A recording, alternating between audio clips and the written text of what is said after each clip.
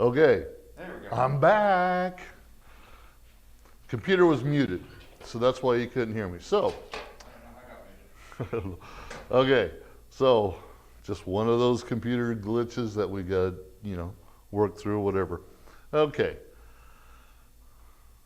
I hope you prayed with me because I prayed, and hope you did a silent prayer for the day. But thank the Lord for what He's given to you.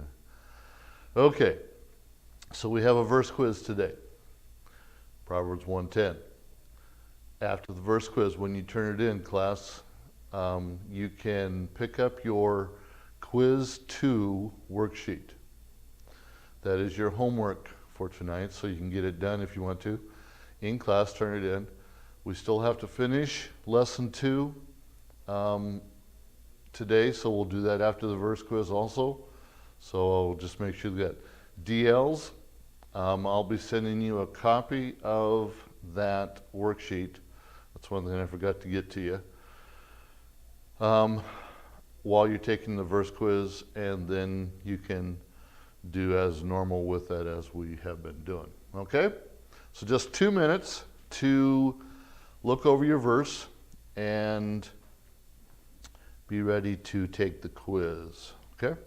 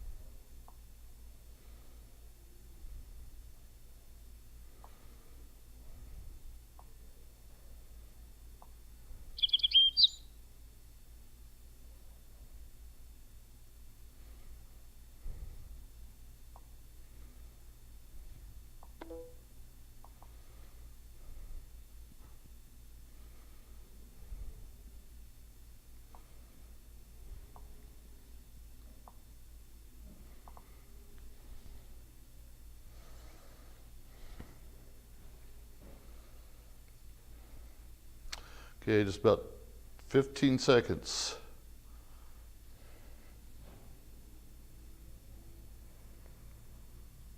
10, 5, 4, 3, 2, 1. Okay, close your Bibles. Make sure you have a piece of paper in front of you, writing utensil. And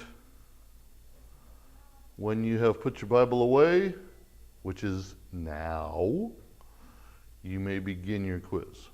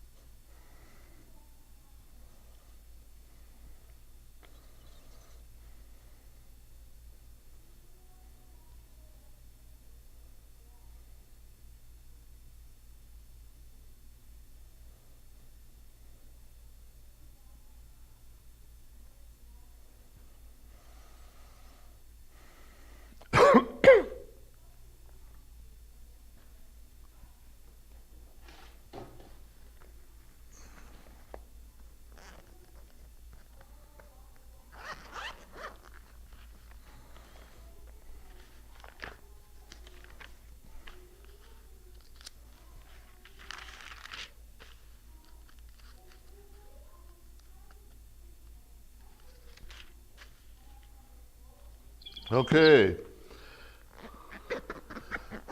That's a real easy verse this week. So you should be finished.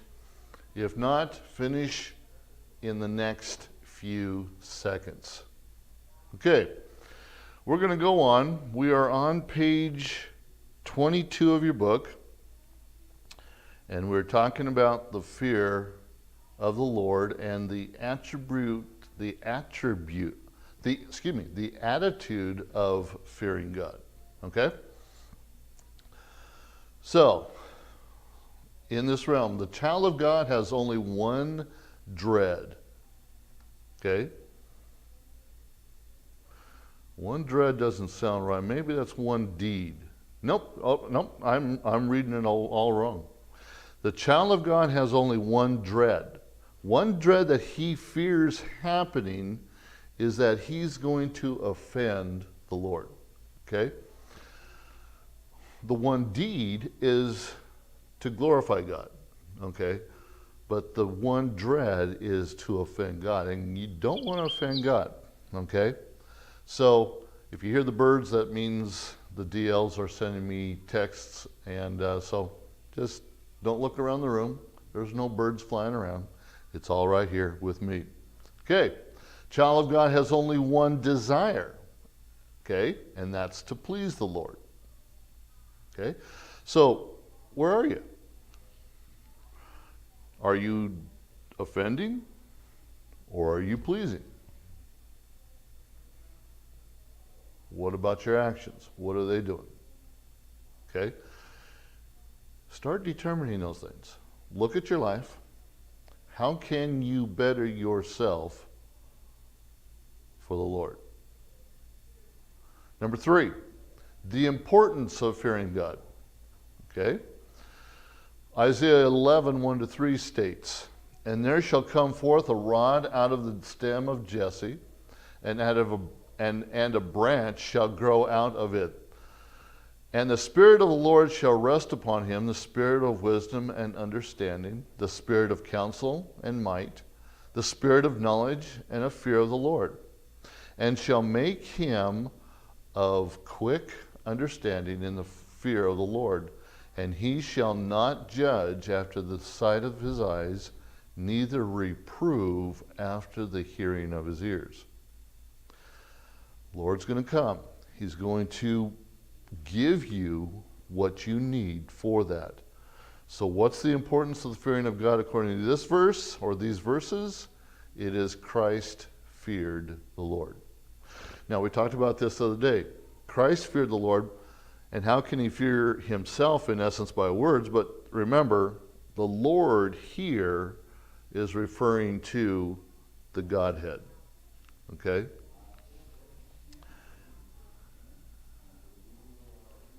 Okay, letter B, Jeremiah 2:19. "Their own wickedness shall correct thee, and thy backsliding shall reprove thee. Know therefore and see that it is an evil thing and bitter, and that thou hast forsaken the Lord thy God." It's bitter when we forget or when we forsake God. "And that my fear is not in thee, saith the Lord God of hosts." Okay? So what's the importance according to this verse? That it's sin not to fear the Lord. Okay? Now remember we talked about all this in the lesson. Now we're just putting it down into words. Okay? It is sin not to fear the Lord. Okay. Ready? Letter C. Ecclesiastes 12:13. "Let us hear the conclusion of the whole matter. Fear God and keep his commandments. For this is the whole duty of man." So the importance of fearing God, according to this, is fearing God is the whole duty of man. That's our responsibility, is to fear God as Christians. Okay?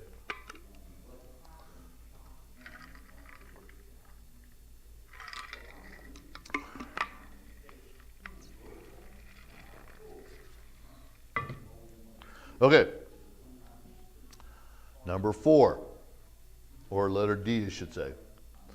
2 Samuel 23, 3-4 states, "The God of Israel said, The rock of Israel spake to me, He that ruleth over men must be just, ruling in the fear of God."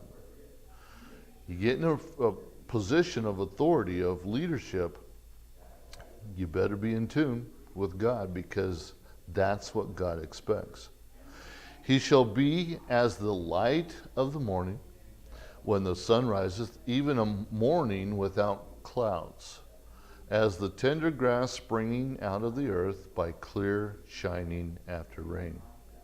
So what's the importance here? Is that the fear of God is essential to true Christian leadership. That's one of the characteristics. That's one of the expectations of Christian leadership, is to gain a fear of the Lord. They're not going to be perfect, okay, because no one is. But that doesn't mean we can't strive for that perfection. Okay?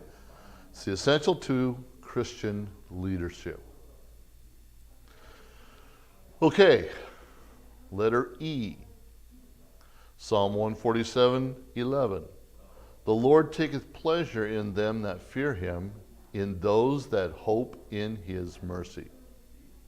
So, fear of God is a distinguishing mark of those who please him. You're going to be able to see in somebody's life if they are pleasing, or if they have the fear of God or not. And then you can, quote, spiritually judge them according to that. A distinguishing mark of those who please him. Him is God.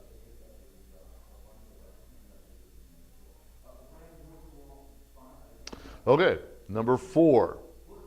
How we learn the fear of the Lord. Okay, why? Well, not why, but here it is. We learn the fear of the Lord by studying God's word. Proverbs 2:1-5 says, "My son, if thou wilt receive my word and hide my commandments with thee, so that thou incline thine ear unto wisdom and apply thine heart to understanding. Yea, if thou criest after knowledge and liftest up the voice of understanding. If thou seekest her as silver and searchest for her as fine as hid treasure, then shall ye understand the fear of the Lord and find the knowledge of God." You've got to study God's word to get it. If you're not going to do that, then you're not going to get the fear of the Lord. You're not going to understand it. Okay? Letter B, by beholding God's majesty. Psalms 96:1-9. "Oh, sing unto the Lord a new song. Sing unto the Lord all ye earth. Sing unto the Lord, bless his name. Show forth his salvation from day to day. Declare his glory among the heathen, his wonders among all people. For the Lord is great and greatly to be praised. He is to be feared above all gods. For all the gods of the nations are idols, but the Lord made the heavens. Honor and majesty are before him. Strength and beauty are his sanctuary. Give unto the Lord, ye kindreds of the people. Give unto the Lord glory and strength. Give unto the Lord the glory due unto his name. Bring an offering and come into his courts. O worship the Lord in the beauty of holiness. Fear before him all the earth." Giving God the awe, his majesty, is another way we can fear God. Letter C, just by seeing his works. Okay? That kind of tied right back into Psalms 96:1-9. But just by seeing his works in your life, in the works of other people's life, you can gain the fear of God, or by seeing his works. Here's some examples of this in creation. Psalms 33:6-9. "By the words of the Lord were the heavens made, and all the host of them by the breath of his mouth. He gathereth the waters of the sea together as an heap. He layeth up the depth in the storehouses. Let all the earth fear the Lord. Let all the inhabitants of the world stand in awe of him. For he spake, and it was done. He commanded, and it stood fast. It's out there. He commanded, and it stood fast. And it is still standing fast. Not just what you see creation, but all the things that are going on behind the doors. Okay? All the laws of nature. Okay? All the laws of science. That's part of his creation. Just seeing the majestic work of God in creation. Okay? That's the first way of seeing God's work. Second one is in history. We talked about this too. And those 12 stones, which they took out of the Jordan, okay, this is the story about where they took those stones. They took one per tribe, okay, one for each tribe. They built an altar type thing, a monument of what God did for them. They didn't take the stones, in my opinion of this story, my recollection I should say, they didn't take the stones from the bank of the river. They took it from where they walked across, where it was dry land. Okay? And so they picked up the rock and brought it across.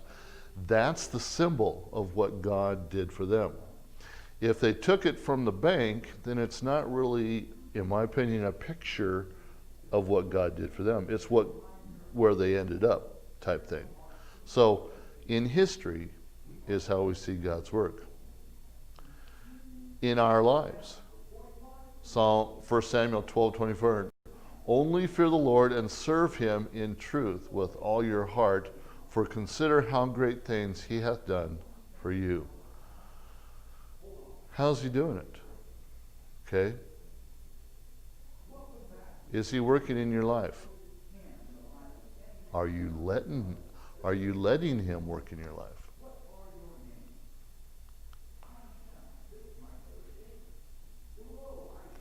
So some developing ideas. Those who fear the Lord exhibit certain characteristics. Okay? Hating evil. You're hating pride, your arrogance, the evil way, and the perverse mouth. This is one characteristic. Proverbs 8:13. The fear of the Lord is to hate evil. Pride and arrogancy and the evil way and the froward mouth do I hate. Don't put up with it. Don't do it. Hating evil, pride, arrogance, and the evil way and the perverse mouth. Okay? That's still up there. Second, Proverbs 16:6. By mercy and truth iniquity is purged, and by the fear of the Lord men depart from evil. So, how do you do it? Departing from evil.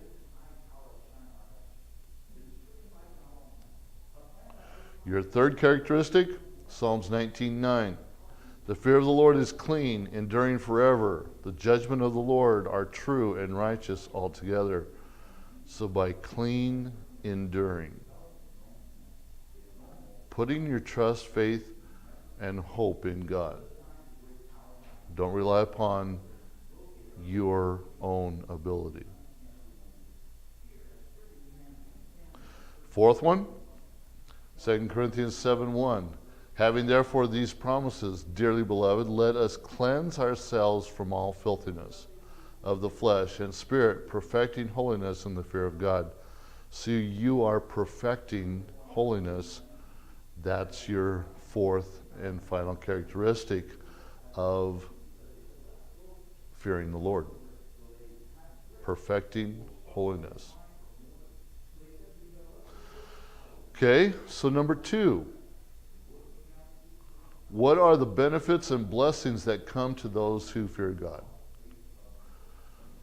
They don't want or they don't lack. Psalms 34:9.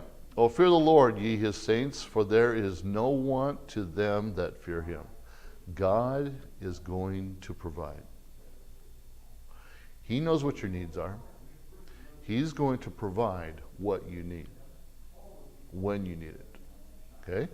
Second, Proverbs 15:33. They are instructed in wisdom. The fear of the Lord is the instruction of wisdom, and before honor is humility. So the benefit, we're going to get instructed in wisdom, true wisdom. Okay? Third, Psalms 111:10. I may be going a little fast here, but everything's still up on the screen. I just want to make sure we get done with this today, but not to, and also because we've already talked about this in some else. Okay, the third way, or the third benefit and blessing, is they are wise. The fear of the Lord is the beginning of wisdom. A good understanding have all they that do his commandments. His praise endureth forever. So they are wise. Fourth, they learn the secret of the Lord and his covenant. Psalms 25:14. The secret of the Lord is with them that fear him, and he will show them his covenant. Covenant is a promise between two entities, between two people, God and man, God and Israel, or you can have a covenant with somebody else, but you are learning about that secret, that covenant, and the blessings that come from that covenant. Okay? Okay, that's it. That's it for this lesson, lesson 2. So make sure that quiz review worksheet number 2 is done. It's your homework over the weekend. Try and get it done even today. That way you don't have homework. Got done just a little early. About 5 more minutes left of this. So I'll try to make it down there. And DLs, hope you have a good weekend. And it's been a pleasure looking at you. I just can't see you. Okay? But have a good weekend. This ends this lesson.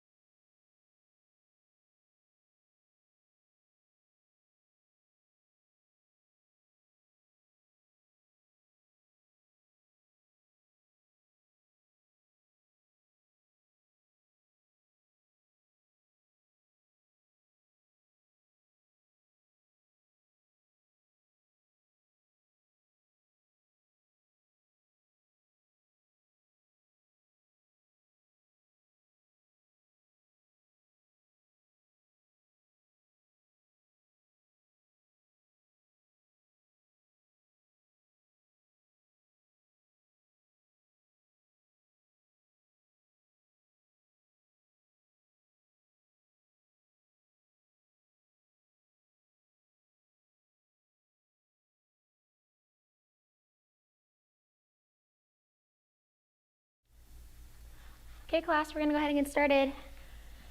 Pull out your grammar books. We're going to go ahead and check last night's homework, which is page, what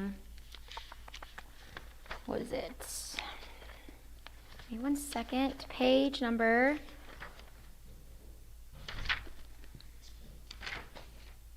18, I believe. Yes, 17 and 18. Okay, we're going to start from number 11 on page 17. We're going to finish those. And then we're going to go on page 18. You guys should have done numbers 1 through 10 last night. We'll finish up with those today, okay? Go ahead and turn to page 17, number 11. It is letter B. Capitalize Lord and Jehovah. You don't have to capitalize the article the, but do capitalize Lord and Jehovah. Number 12, it's letter A. Capitalize battle and midway. You don't, since it's the title of a historical event or a battle, capitalize Battle of Midway. Number 13 is letter A, the Central Intelligence Agency. It's the CIA, so all of that's capitalized. It's the title of their agency. 14, letter B, Thor, Norse god of thunder. Thor is his name. Norse is his ethnicity, and then God is referring to Thor, so it's not referring to the deity, so we would not capitalize God, okay? Little g. Number 15, letter A, which is Grand Canyon Highway. It's the whole title of the highway. Number 16, letter A, Eastern Seattle. So it is still talking about Seattle. It's talking about the region. However, Seattle is the city. Eastern is kind of that direction. So it is letter A. 17 is letter B. It's fireworks on Independence Day. You would capitalize Independence Day. Number 18 is letter B. Jack Green Sr. You would capitalize senior. 19 is letter B. The Old Testament. You capitalize Old and Testament. Number 20 is letter B. Capitalize all of those. Yosemite National Park. 21, you wouldn't capitalize, you would capitalize neither. So you go south, you would not capitalize that. And then in number 21, it has winter capitalized, but you don't capitalize winter.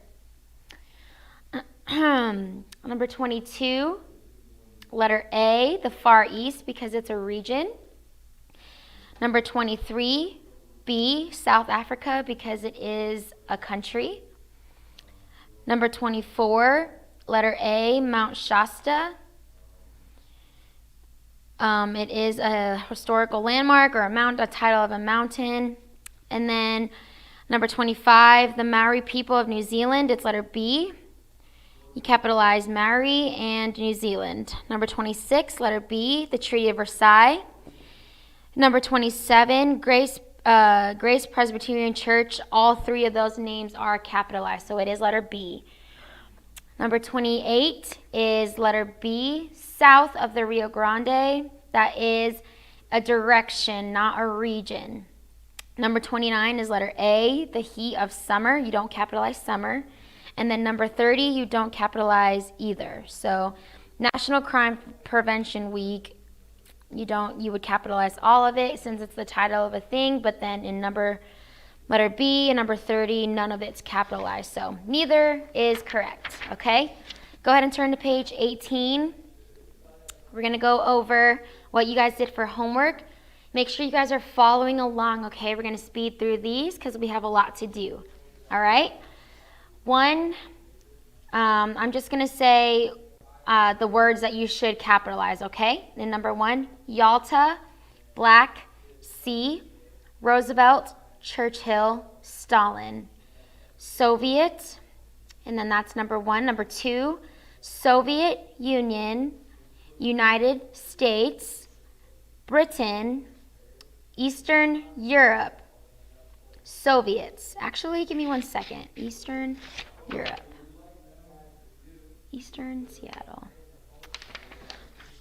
The differences between Eastern Seattle and Eastern Europe is actually a region. Eastern Seattle is kind of the direction, okay? So that's why Eastern is capitalized in this one. All right, Eastern Europe, Soviets, and that's it. Number 3, history. Winston Churchill, United States, March, Soviets. Number 4, Hudson Bay Company, Indians, North America, Britain. Number 5, July, Neil A. Armstrong, America. Number 6, Bible, Isaiah, Daniel, major prophets. Number 7, White House, Department, Treasury, Executive Office, Building, Pennsylvania Avenue. Number 8, God, whom, him, Father, Son, Holy Ghost. Number 9, Jupiter, Saturn, Uranus, Neptune. Number 10, East, West, Promontory Point, Utah, May. Number 11, 6-Day War, Middle East, Israel. Okay, Egyptians. Actually, go ahead and take a moment to do those. You guys did 1 through 10. So go ahead and finish those right now. Or did you guys do exercise B 11 through 20? I think you guys did 11 through 20. If you guys didn't, we're just going to go through. I'm not exactly sure what you did. Here, let me look real quick. Oh, you guys did 1 through 10. All right, let's go through 11 through 21 together, all right? 11, we did that. So you should have capitalized 6-Day War, Middle East, Israel, and Egyptians. Number 12, winter comes to rule varied years, Solon and Sat. Okay, so winter, the reason why you would capitalize that is because in this case, winter is personified. So winter comes to rule the varied years, Solon and Sat. So winter is capitalized, okay? Number 13, Christ, Jesus, Nazareth, King, Jews. Okay, take a moment to do number 14. Number 14, 60 Regiment, War Memorial Park, 20 Street. Okay. Go ahead and finish the rest of those, 15 through 20 in exercise B on page 18. And then also on page 19, exercise C. So page 18, exercise B, numbers 15 through 20. Exercise C on page 19.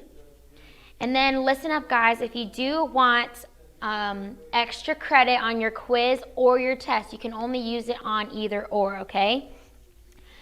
For 10 points on a quiz or a test, either or, you can do exercise D, and then you guys can show me that for extra credit, okay? I know some of you guys are asking for extra credit, but if you wanted to get extra credit on your quiz or test, you can't get it on both. So one or the other, and you can't split the 10 points. So you can use it on either or. You can do exercise D on page 19 for extra credit, okay? So tonight's homework, page 19, exercise C, and then page 18, numbers 15 through 20, finish those out, okay? Make sure you guys are working on your paragraphs, okay? Turn back to page number 12, okay? So we talked about paragraph unity. A good paragraph has unity. Unity means that every sentence in the paragraph develops the idea of the topic sentence. So we want to make sure that all the sentences in that paragraph are matching the topic sentence. We don't want to put a random fact in there, okay? Page 12, number 6 is coherence. If you guys read that with me, coherence means that your details are in such good order and the relationships between the details are so clear that the resulting paragraph is easy to understand. So coherence is when you're arranging, letter A, your details in definite order. So you can arrange each of your details in chronological order, space order, or order of importance. That is in a definite order, okay? Use continuity devices to help your ideas flow smoothly from one person to the next. So, number 1, pronoun reference. Use pronouns to refer to a noun in a preceding sentence. So, if I were to write a paragraph about, I'm trying to think of some of the topics that you guys were writing on. I think someone was writing about their dog, why I love my dog, okay? So pronoun reference would be as like, if you were to put, my dog does this, I love that my dog does this, my dog, okay?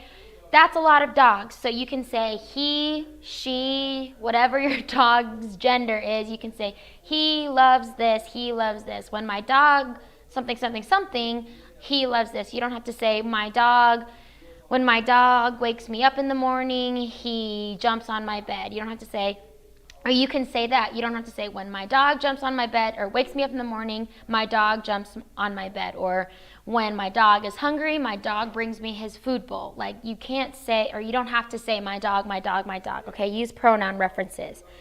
Number 2, repetition. Repeat keywords and phrases, something that you want the readers to understand. You repeat those, or something you want to emphasize. Transitional expressions. The following are frequently used transitional expressions: above, accordingly, across from, again, on the other hand, in short, in other words, in the first place, likewise. Just different transitional expressions just like that that'll lead to your next point in that sentence, okay? So arrangement, okay, chronological time order. This arrangement is used when the writer must give the events in the order they happened.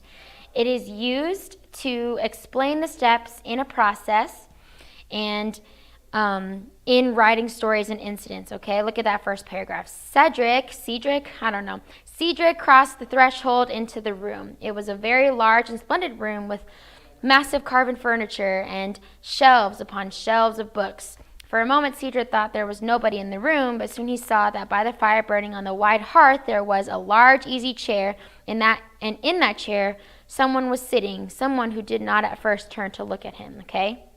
So this is basically when he walked in the room and he was looking at the room, and then he looked to the corner and he saw this person, and then it's just the different chronological time orders that this paragraph is being listed. Space order. Look at that on page 13. This arrangement is used especially for description. The details of the description may be presented from near to far, far to near, from top to bottom, right to left, and from center to periphery, and so forth. Regardless of the method you use, details must be presented in a way that makes the location clear. Okay, so look at this. That's kind of confusing, right? We'll look at it. Elizabeth's mind was too full for conversation, but she saw and admired every remarkable spot and point of view. They gradually ascended for half a mile and then found themselves at the top of a considerable eminence where the woods ceased, and the eye was instantly caught by Pemberley House, situated on the top of the side of the valley. So it's basically describing where to look, and it is basically describing her point of view of how she's looking.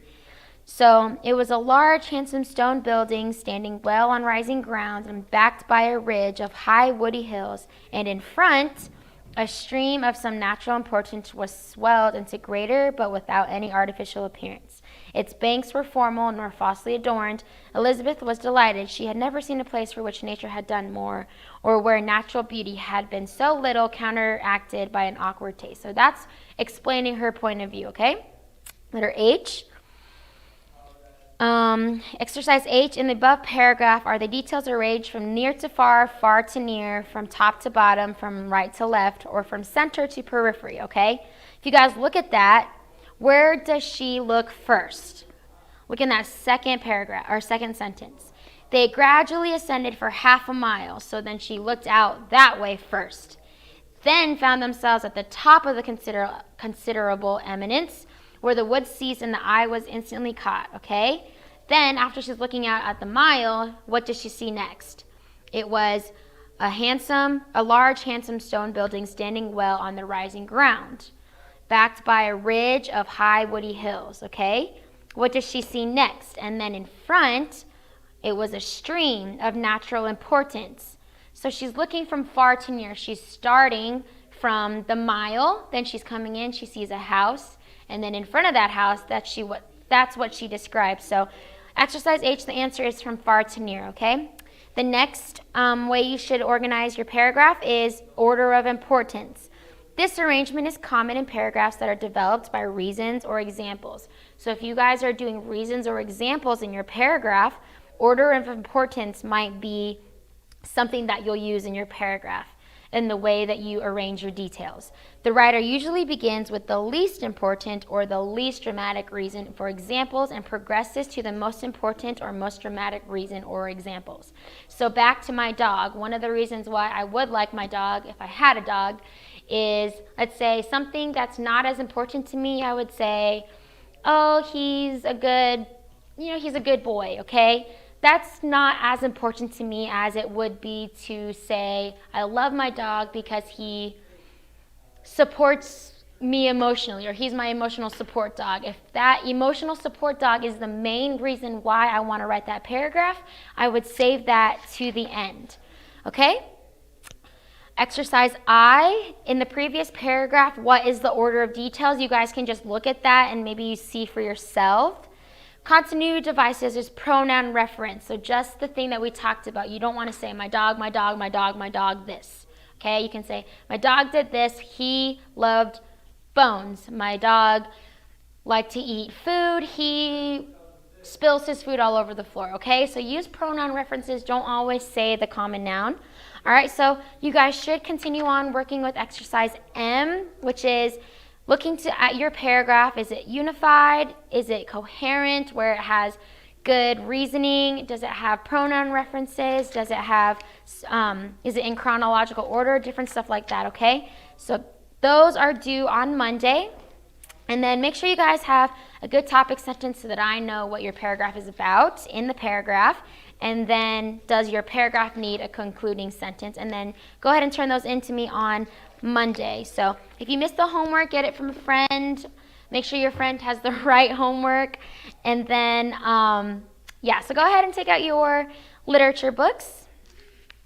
We're going to go through those really quick.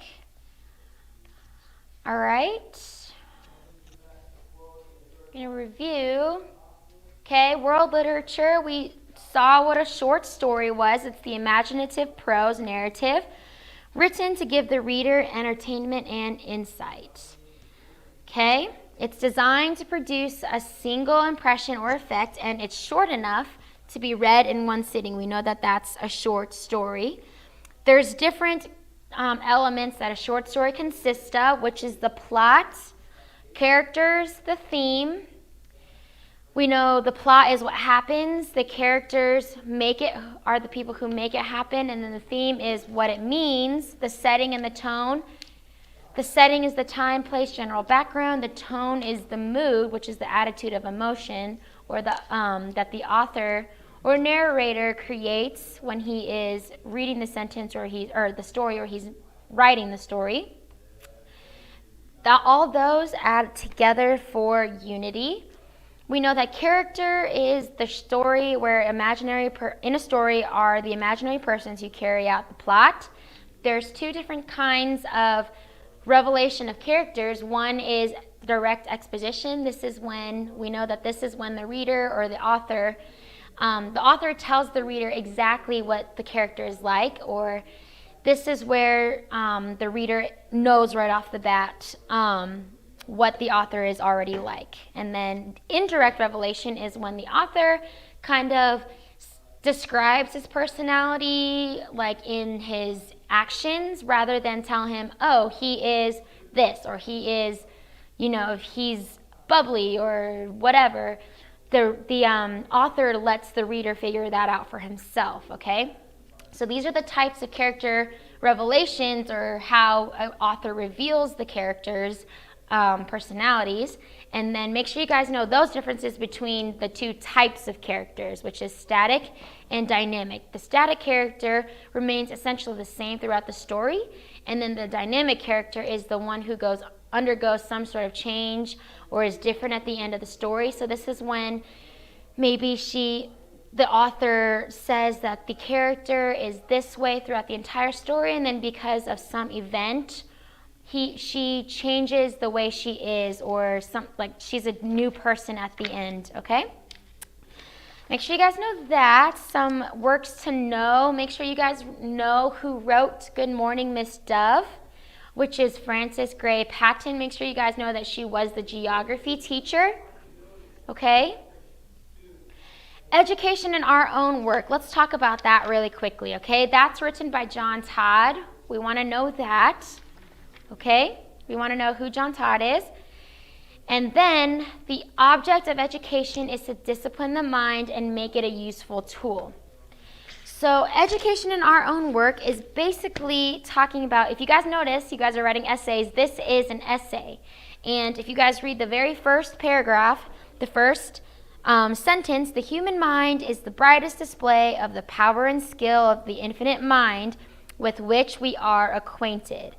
So we know that, honestly, to me, that's already the topic sentence. We see how it is going to talk about the human mind and how it's bright, and how Jesus Christ, the infinite mind, is the one who made it. So we already know that. And then throughout the work, it talks about all the crazy and awesome facts of the human mind. And if you guys look on page number 9, the last paragraph, okay, let every student reflect that this is the time to form habits and to begin a course of mental discipline, which in a few years will raise him high in esteem and the honors of his fellow men.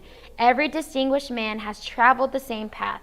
There is no other road to knowledge, to improvement, to distinction. This very discipline is the only thing that can bring the mind under proper subjection.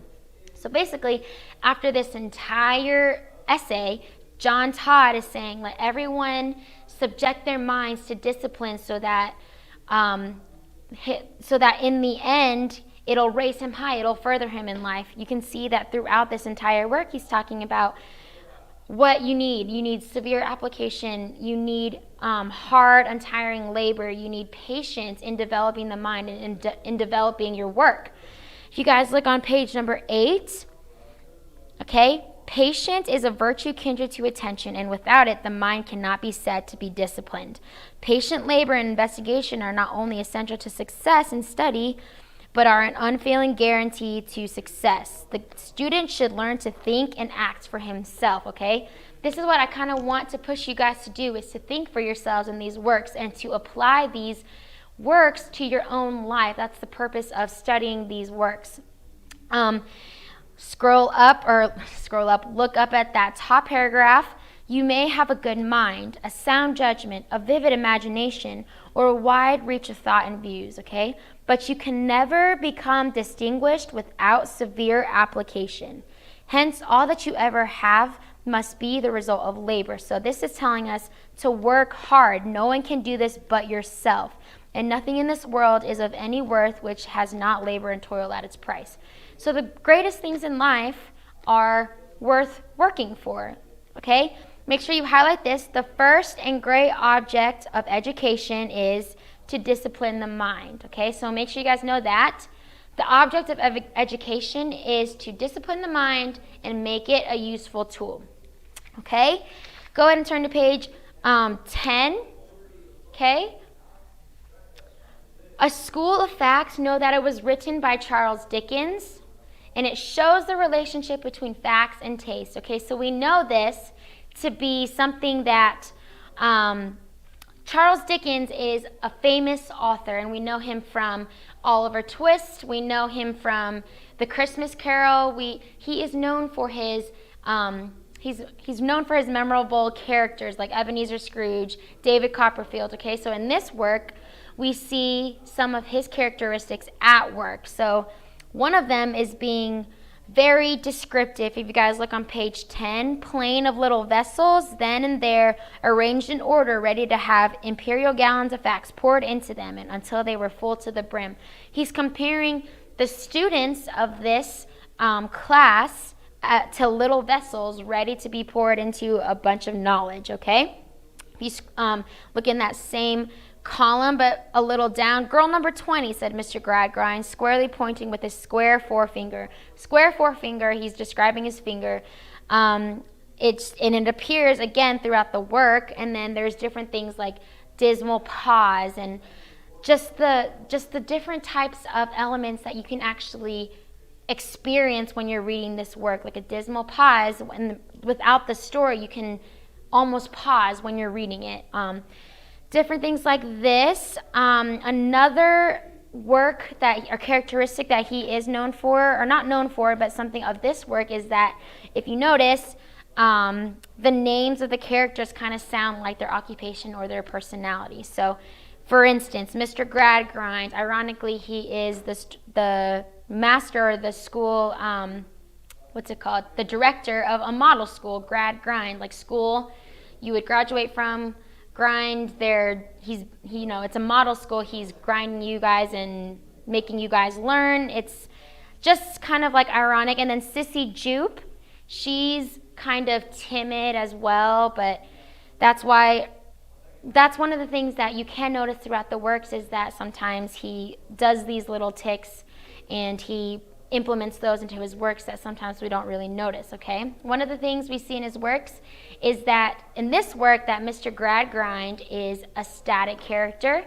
He's a bit underdeveloped. If you guys look on page number, it's not on here, but he's a little underdeveloped because the only thing that we know is that right off the bat is that he's very strict and that he's just very obsessed with facts, okay, if you guys read this.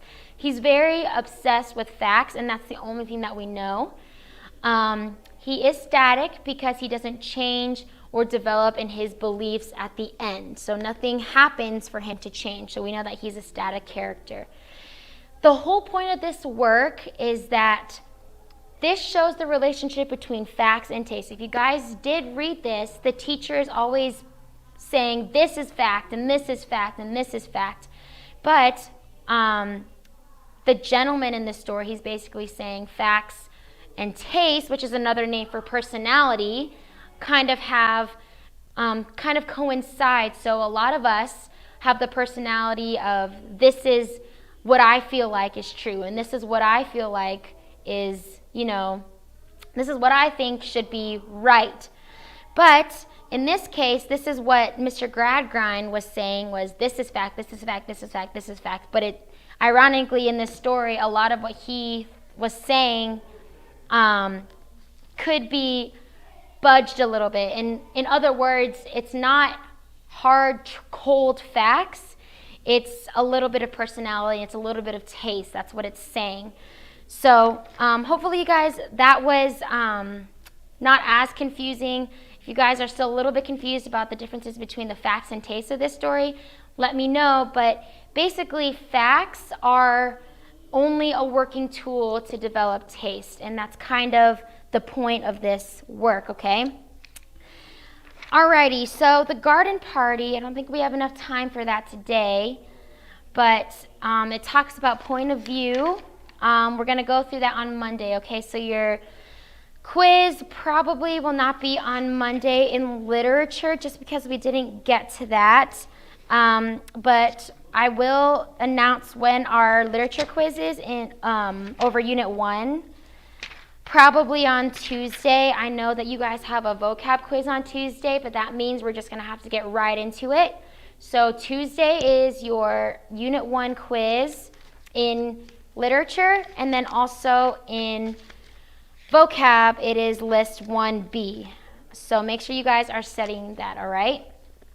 Sorry we ran out of time today. There's just so much that we need to know. But like I said, make sure you guys know that Monday is not your quiz. We'll go over what we need to know for the quiz on Monday. We'll finish out Unit 1.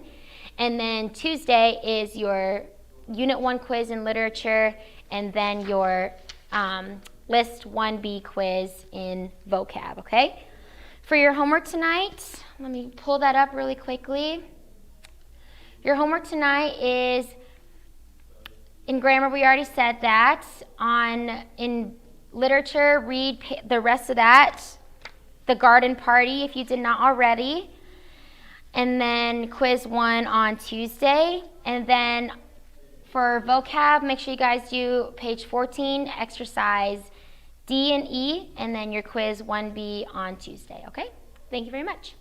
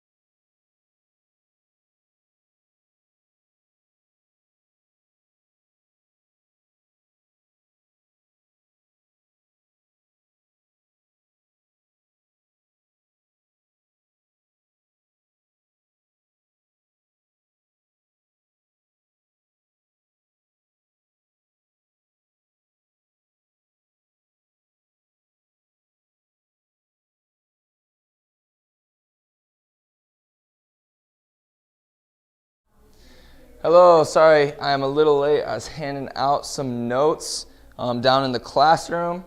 I'm running like a chicken, I'm sorry. Just trying to get a lot of stuff done. So all the distant learners, you can have everything once you come in later. Just trying to get everything done as best as I can for all my classes. What needs to happen is everyone needs to just come back to school in person. Come back to school in person. No, I'm just kidding. We definitely want everyone to be safe, and if it's safer at home, we're there with you, and we hope we can work best with you. Again, you guys have been doing great communicating with me. Thank you so much for helping me. I hope I'm able to help and stay along helping you guys. I'm doing my best. If it's not good, well, I'm sorry. You're just going to have to deal with it. But I hope I'm doing as much as I can for you guys. I really want to be able to impact and get to know you guys and help you learn, but also just be able to help with all the assignments. Today we're just going a few notes. We finished chapter 2 yesterday. We don't have a quiz or anything today. We did have homework last night, so you're going to want to turn that in. It should have been, I believe, let me grab my book real quick just to make sure. But it should have been page 27, questions 1 through 5. Page 27, questions 1 through 5. Turn that in. Distant learners, again, you can send me a picture if you want me to get graded, but you guys are coming by later today anyways. So just make sure you have that in your packet, and I'll try to have everything for you. For 9th and 10th? It's for Adrian, so yeah. Yep. We got a few. Give me a couple and I'll send them down. All right, I'll just give you a stack then. Okay, cool. Perfect. There you go. Thanks a lot. Thank you so much. But yeah, if you guys need anything, again, let me know. I'll do my best to get everything on those Fridays. So today I'm going to try to have everything printed for you. But we've been doing great communicating. That helps me so much. I hope it works out for you guys, and I'll send it to you if I didn't get it to you on time. Again, if you come by today, distant learners, drop off all your work from last week and this week, the paper copies. A lot of it's already graded because you guys have texted it to me. But I just like to see those hard copies, make sure in case I'm missing any grades, because either you text me and I missed it, you still have those hard copies. That's why I harp and keep those hard copies. I did get some of the quizzes graded and syllabus and stuff to return today, so I'll get those to you later.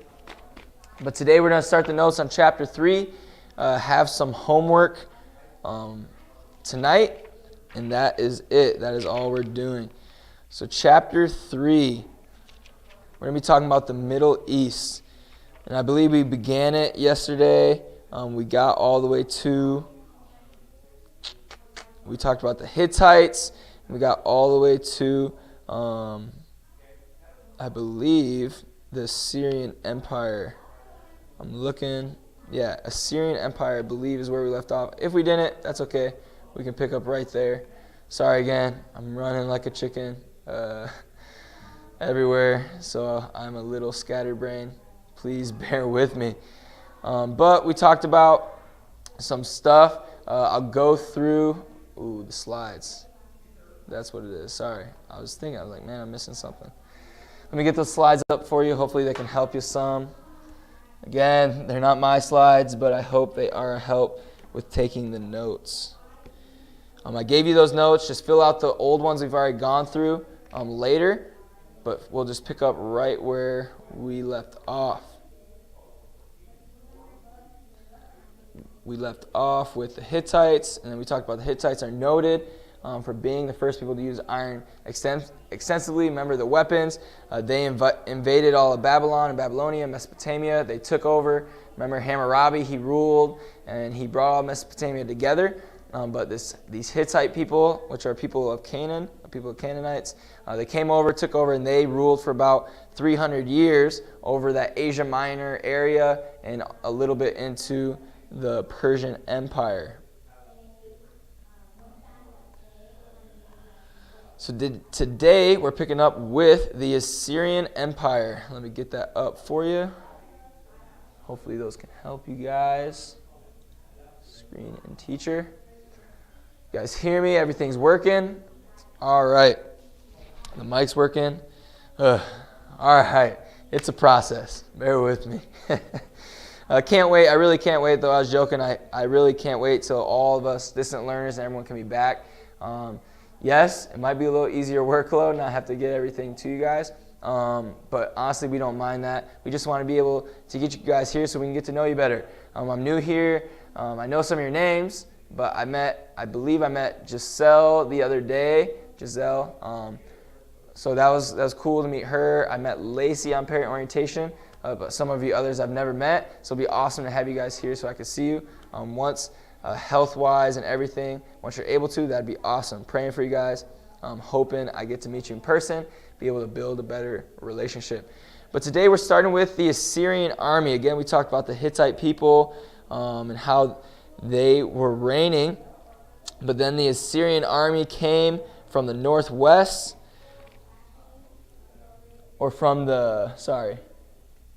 came from the northwest, or invaders, the Assyrians came from the southeast, and they helped invade the Hittite Empire. So now we have the Assyrian Empire, right? Get this out of here.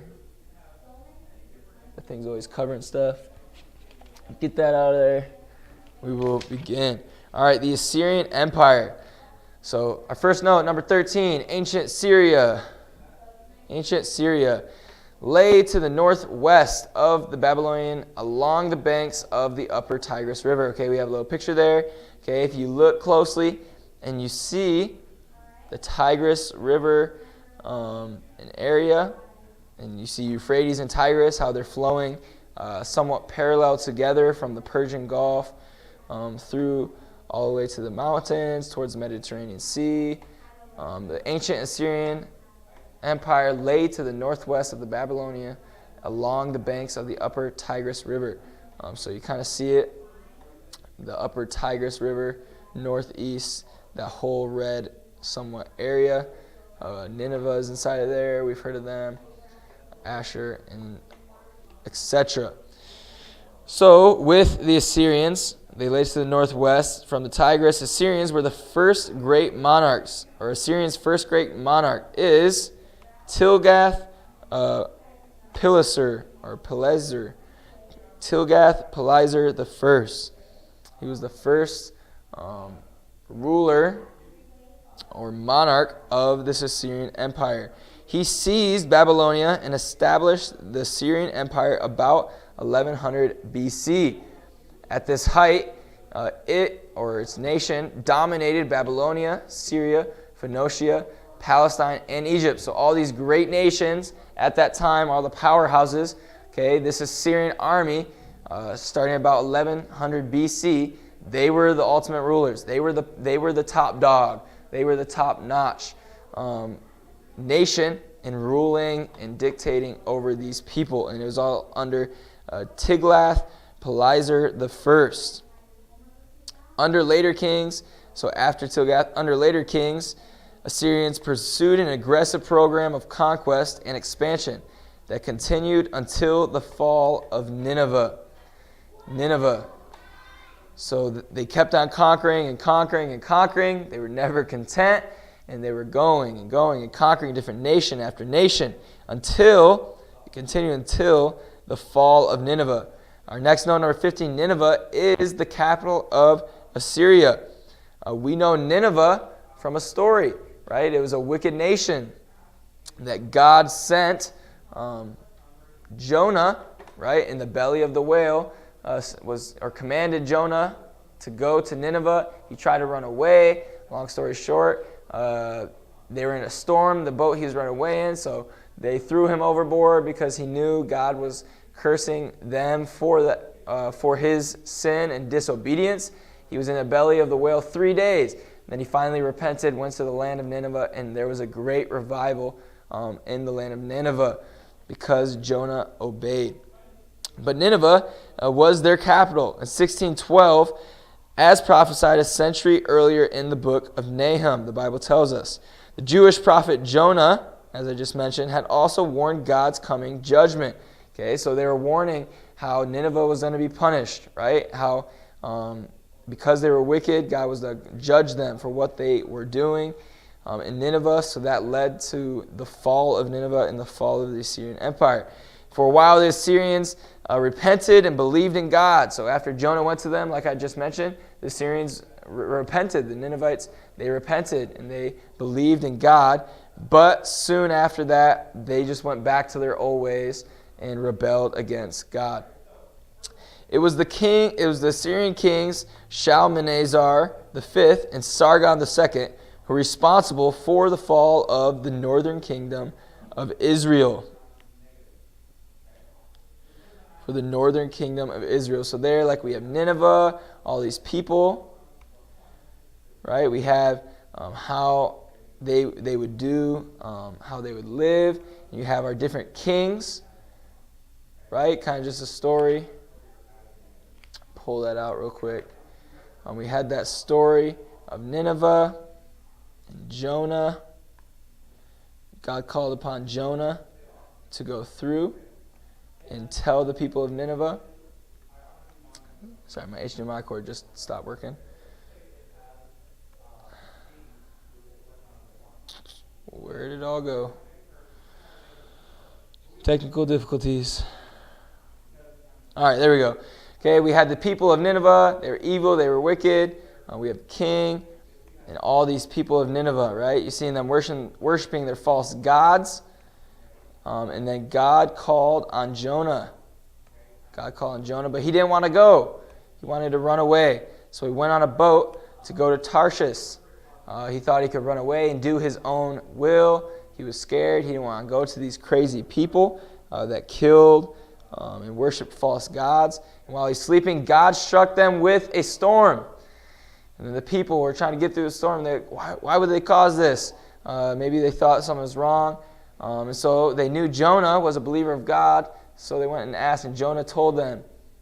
Right? There's a storm. They went and asked Jonah, "Hey, what was wrong? Did you do something? Like what do we need to do so this stops?" And Jonah said, "There's nothing you can do but throw me overboard. I'm the one that sinned against God. I'm the one that needs to repent. Just throw me overboard." So they ended up doing that. They ended up throwing him overboard. Jonah was stranded in the ocean. And while he was stranded in the ocean, the Bible tells us a great fish comes and swallows him up whole. A great fish comes up and swallows him up whole. Jonah laid there 3 days, 3 nights. He laid in that belly of the whale, and he finally repented to God. And God, ironically, brought him, where do you think he brought him? God brought Jonah to do as he commanded and be kind of like a missionary, but be someone to tell the people of Nineveh, these wicked people, about the one true God and their sin and what judgment would be to come if they did not change. So he tells the people right through the streets.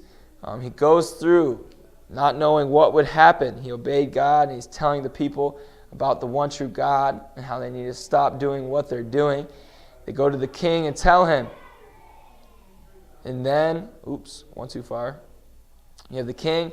The king himself repents. And the nation of Nineveh repents in their wicked ways. Okay? And that was the time of Jonah in the Bible. We could have read that from the Bible, the story of Jonah. Next we have Ashurbanipal. Ashurbanipal. Okay, we talked about the 2 kings that they fell upon, or that the kingdom kind of fell down in. The 2 Assyrian kings, Shalmaneser V and Sargon II, they were responsible for the fall of the northern kingdom of Israel in 1721 BC. These were the 2 kings that were responsible for the fall of the northern kingdom of Israel. They conquered it. And we could read that in 2 Kings 18, 9 through 12. About 20 years later, the mighty Sennacherib made an unsuccessful attempt to conquer Judah, suffering the loss of 185,000 Assyrian troops. God was protecting his people. At its height, again, the Assyrian Empire dominated Babylonia, Syria, Phoenicia, Palestine, and Egypt, which we've said before. The name Assyria became synonymous with terror, cruelty, and oppression among the people of the ancient Middle East. In spite of their reputation for cruelty and violence, however, the Assyrians did make one important contribution to civilization. Okay, so through their time and that they reigned, you'd hear the Assyrian army, and you'd fear, you'd be scared because of their cruelty and the oppression they brought upon other nations. But there's one main thing the Assyrians did bring that was important.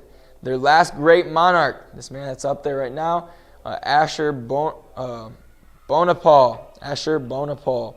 He ruled from 668 to 630 BC, which is about 58 years.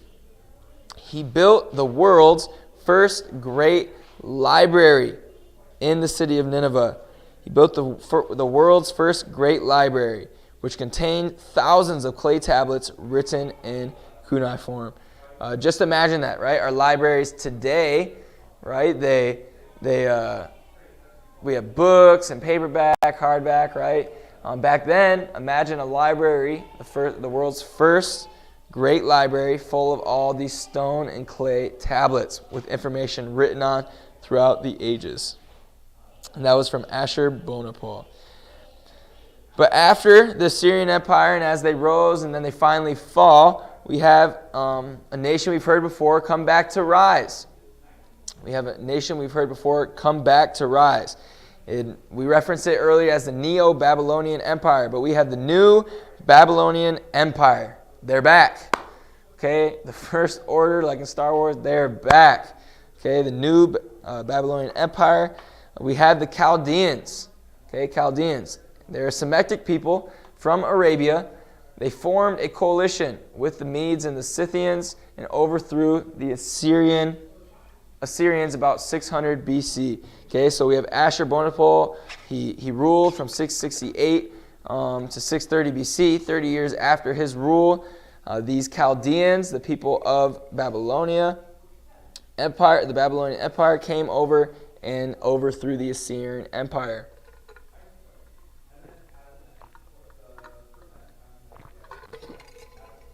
Sorry, I needed a drink. Lots of talking today. So we have the Chaldeans. And with that, they form, again, about 600 BC is when they took over. These people, the Chaldeans, were led by a man named Nabopolassar, or however you say it. Again, if I say it wrong, I'm sorry. If you're perfect at pronouncing things, kudos to you. I'm not perfect, obviously, in many ways. But Nabopolassar, again, however you say it. This guy is the guy that led the Chaldeans as they established the Neo-Babylonian Empire, or New Babylonian Empire. Okay, and we can see, remember the last picture we saw, you see how the Assyrian Empire was like northeast, so the top right kind of the Tigris, and it did go into that area. Now this is the New Babylonian Empire. They took over a lot of that Assyrian empire, so not that they were extinct, but they're not a great power anymore. So the Babylonian Empire extended all the way down to Jerusalem. And then under Nabopolassar's son, you might have heard of him through the Bible, is Nebuchadnezzar. He's the Nebuchadnezzar, the son. Nabopolassar's son. During his reign, the Chaldeans controlled all of the Fertile Crescent, including the southern kingdom of Judah with Jerusalem. They controlled all of it. All of the Fertile Crescent. Nebuchadnezzar. Remember, Nebuchadnezzar was the king that the story that you have God, or there's a finger writing on the wall saying what he had committed, the sin of taking from a temple, and he was cursed to going and eating grass and living as an animal for the rest of his life. Excuse me. Next, with that, in this new Babylonian Empire, we have the Hanging Gardens of Babylon. The Hanging Gardens of Babylon. These were something that very, very popular in this time that they created, and it was the Hanging Gardens of Babylon.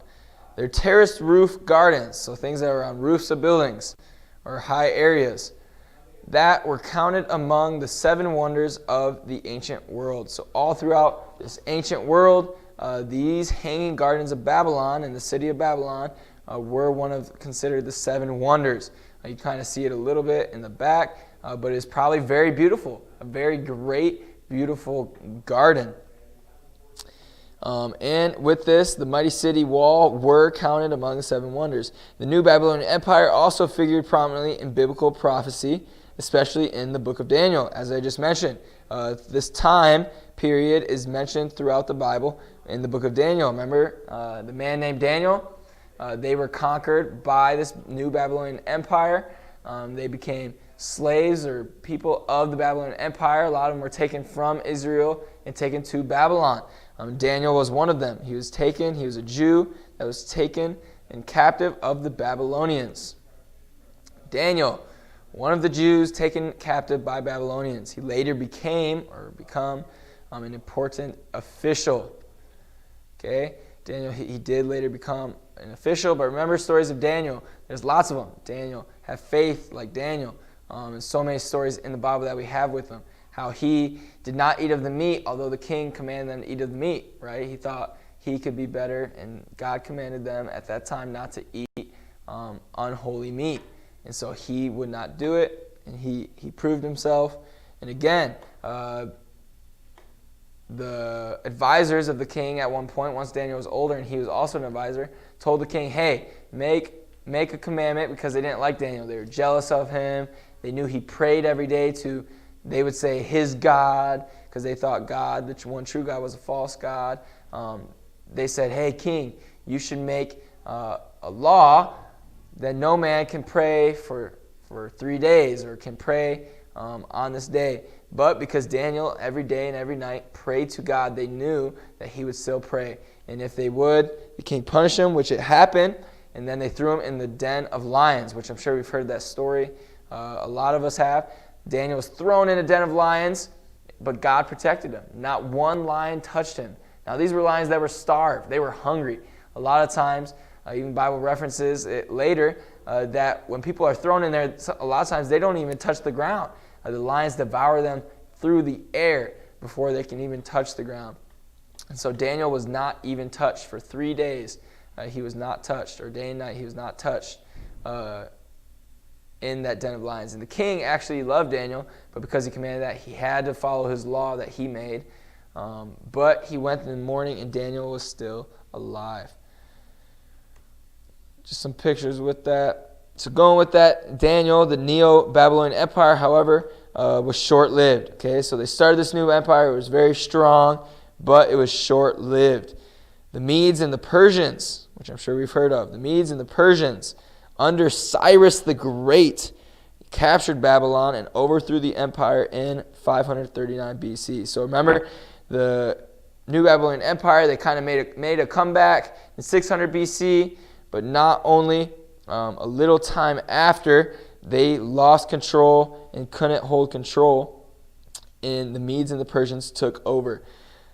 Even today, the ruins of Babylon bear testimony to the judgment of God against the pride, idolatry, and immorality of once a proud city. And this is in the book of Isaiah. It shows us that Babylon, such a great city, because of their sin and pride and selfishness, God punished them and took everything away. The next one, probably last one we're going to talk about today, and then we'll be done, is the land of Persia.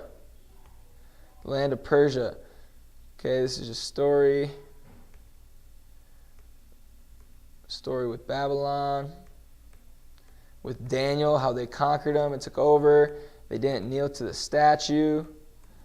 Sorry, I'm just going to skip through all this. Again, These are not my slides. I am borrowing them. Okay, and that was just them conquering them. But then we get to the Persian army. They took over the new Babylonian army, and now we have this man that led the Persian army, Cyrus the Great. Cyrus the Great overthrew the Babylonian Empire in 539 BC. Persia was the section of modern-day Iran, bordering the Persian Gulf in the southwest. So bordering that Persian Gulf in the southwest. Medes and the Persians. But after Cyrus the Great and everything, we have some other very well-known kings that are mentioned in the Bible as well.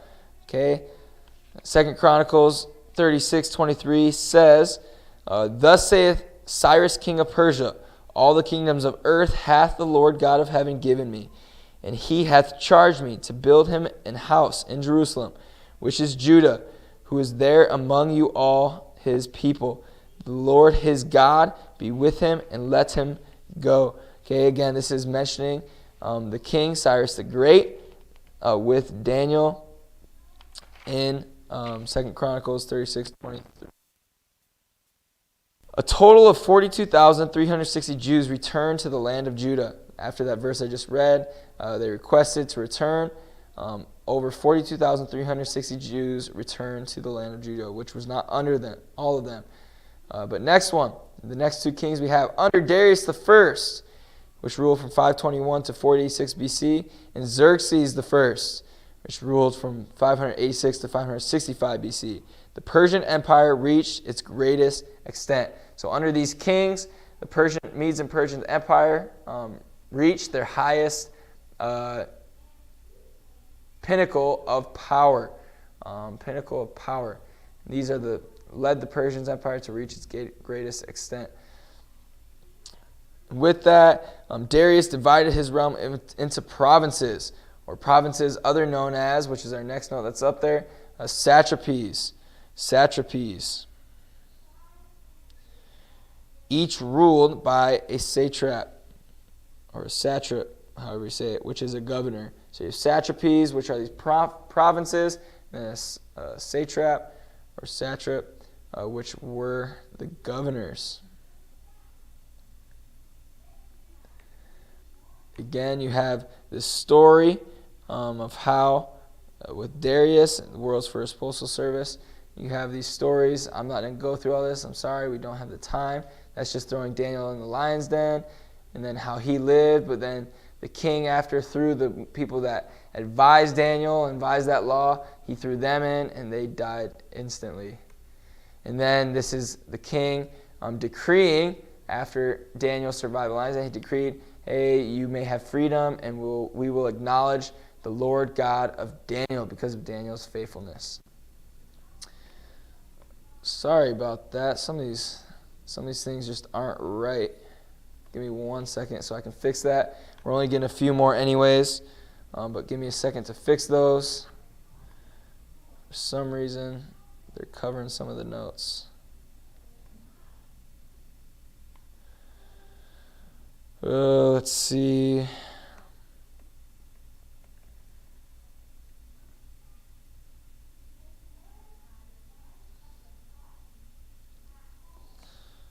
All right, that should be good. That should be fixed. All right, sorry about that. I had to get that fixed real quick.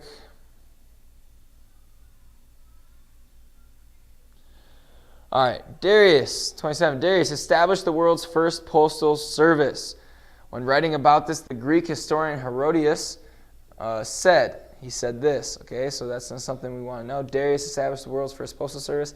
Herodotus said this: "Neither show nor rain, nor heat nor gloom of night stays these couriers from the swift completion of their appointed rounds."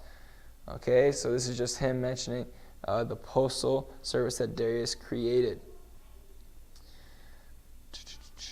The notes left the screen. Sorry about that. Struggling today. Number 28, Ahasuerus. Okay, so we have Darius and Xerxes. Darius started this postal service. Herodotus wrote about him. But after we have this, we have Darius, and then we have Xerxes. Another name for Xerxes is Ahasuerus. The Bible references him to Ahasuerus, but is the same man, King Xerxes. Again, Ahasuerus is the name given to Xerxes in the Bible. He was the husband of Queen Esther. Okay, remember, I don't know if you guys know the story of Esther and Mordecai, how the Jews were being persecuted at the time, and they were trying to find a way of freedom. So Esther had the opportunity to go and be one of the ladies to meet the king. And it ended up that the king chose Esther to be his queen, so she was able to be a spokesman for the Jewish people to the king. And so she was able to bring a little peace to her people. Again, we have more story slides. Sorry, we don't have the time to go through them. But again, this was just with all of that. Queen Esther and Nehemiah were the cupbearers to his successor. Okay, so again, Queen Esther and Nehemiah, which we've heard about in the Bible, were the cupbearers to the successor of this Ahasuerus, or Xerxes. And his name is, if you haven't seen it on the screen already, Artaxerxes I, which is Xerxes' successor. His cupbearer was Nehemiah, the prophet. And the last notes for the day, and then we're done. Sorry, cutting it close, but just wanted to get as much done as we could because we are behind from that one day of getting behind in our notes. But finish this up, we have, this is going to be another hard word for me to pronounce. Sorry. Zoroastrianism. Zoroastrianism. Okay, that's as best as I'm going to be able to say it. Zoroastrianism. Zoroastrianism. Okay, it's the pagan religion of the Persian kings. It's the pagan religion of the Persian kings. If you guys misspell it on something, I'll forgive you. It's okay. Just do your best. Remember at least close. Zoroastrianism. And the last one, the Persian rulers were under the law. This is just saying they had much higher regard for the sanctity of law than did the haughty Assyrian and Babylonian monarchs. Okay, so Persians, they were always known for when they made a law, it was final. Final word was say. You could not change it. It was always a law. So the Persian ruler was always under the law of previous people. An important principle in the development of Western European political theory. Okay, that is where we're leaving off with the notes today. If you need any of those, let me know. If you're a distant learner, you do not have notes, let me know. I'll get those to you. Again, we're trying to catch up in the notes. We're a little behind still. Hopefully I can catch up next week, but we're not doing too bad. Let's see, for homework. Okay, so we're about on. Okay, for homework. Make sure you turn in your homework from last night. Make sure you turn that in for homework. Have you guys, I don't believe you guys did this one, so we're going to do it tonight. I can't remember if I signed it. I apologize. I really do apologize. Having a blank mind right now. But for homework tonight, what we're going to do, regardless of what we did last night, turn the homework from last night. What we're going to do is this. We're just going to keep on moving. We're going to read pages 24 to 27. So read pages 24 to 27. And then you're doing page 27, questions 6 through 9. So read page 24 through 27, write that down. And then page 27, section review, questions 6 through 9.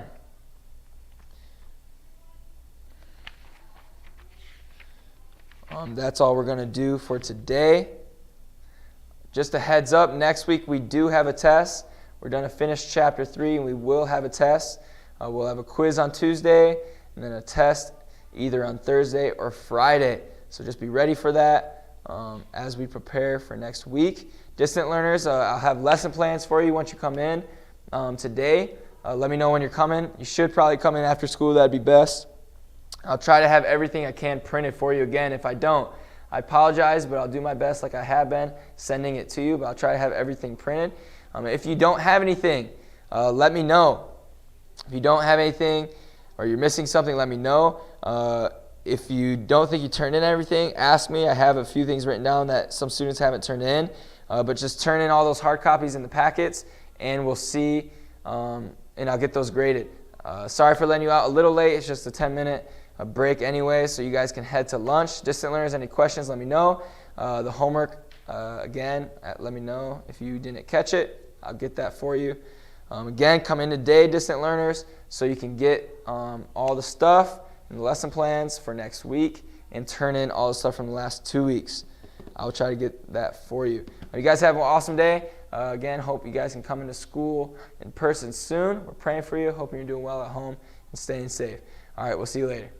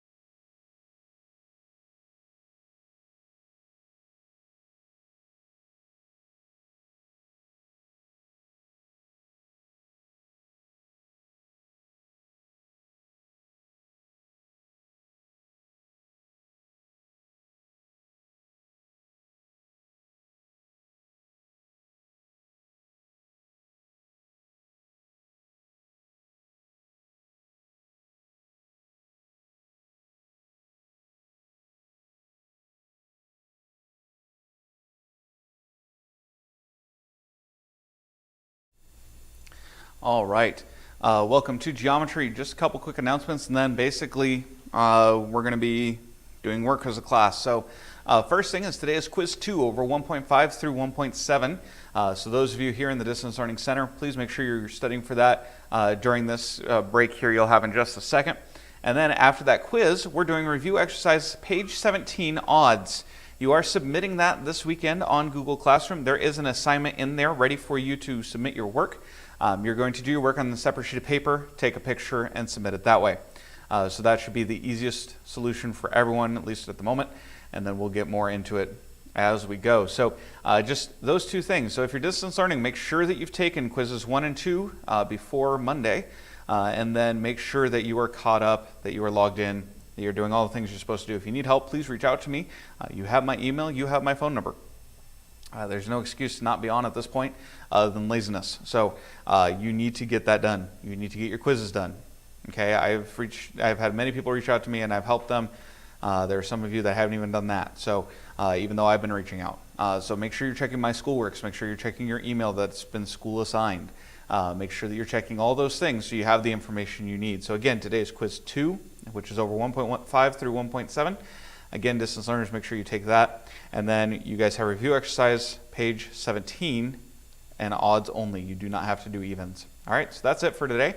The Distance Learning Center, you guys have until I get down there to take your quiz, or to study for your quiz. Let me word it that way.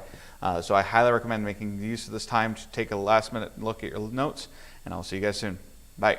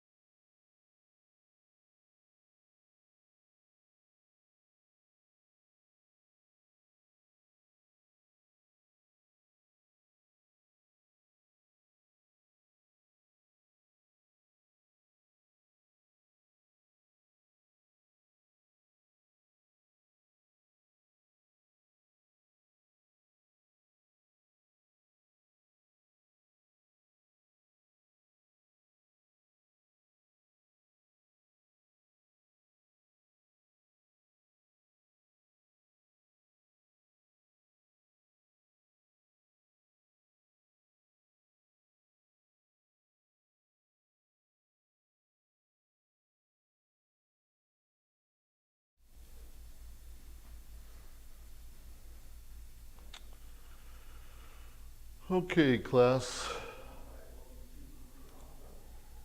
Welcome to the hour, Matter and Energy.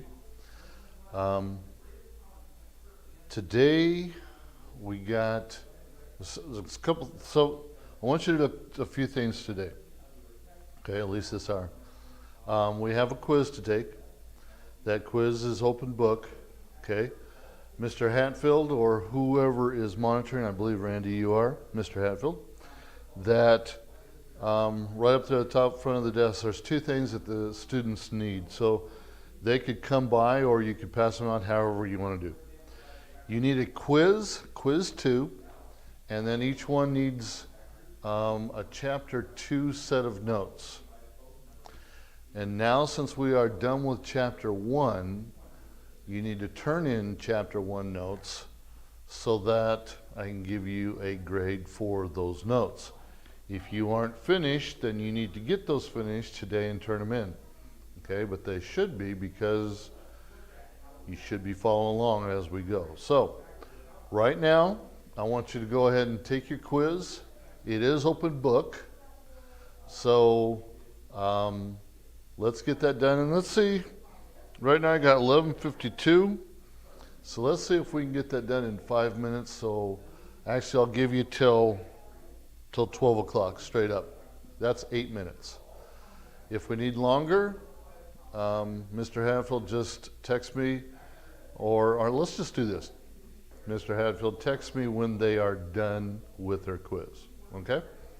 So, take your quiz, get chapter 2 notes, turn in chapter 1 notes, okay? And then you should also have turned in 1-3, 1-4, and I think that was it. So, make sure all those are done, okay? You may begin your quiz.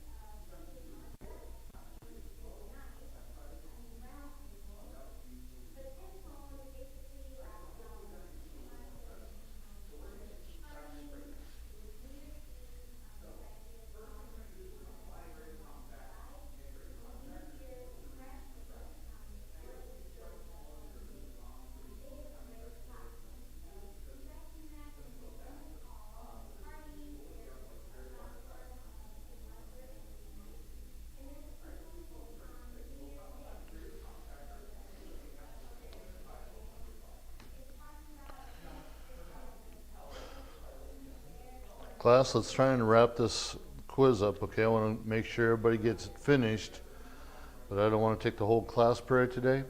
So let's wrap it up, okay? As quickly as we possibly can, okay?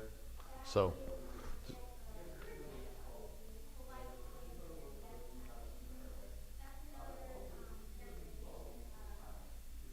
Testing.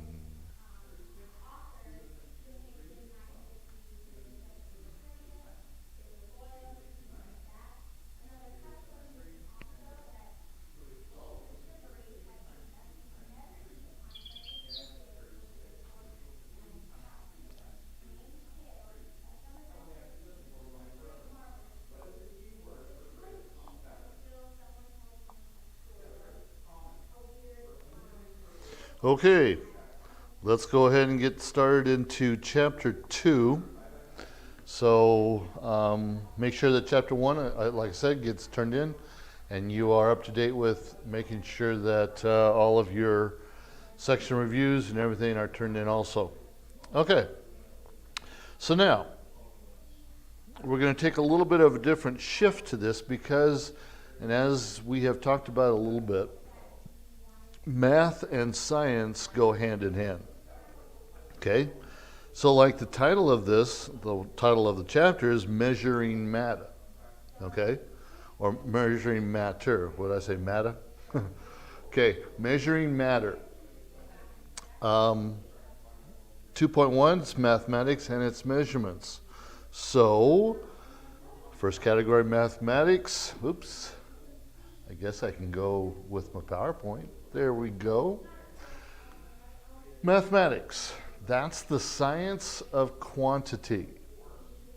Mathematics has been called the language of science.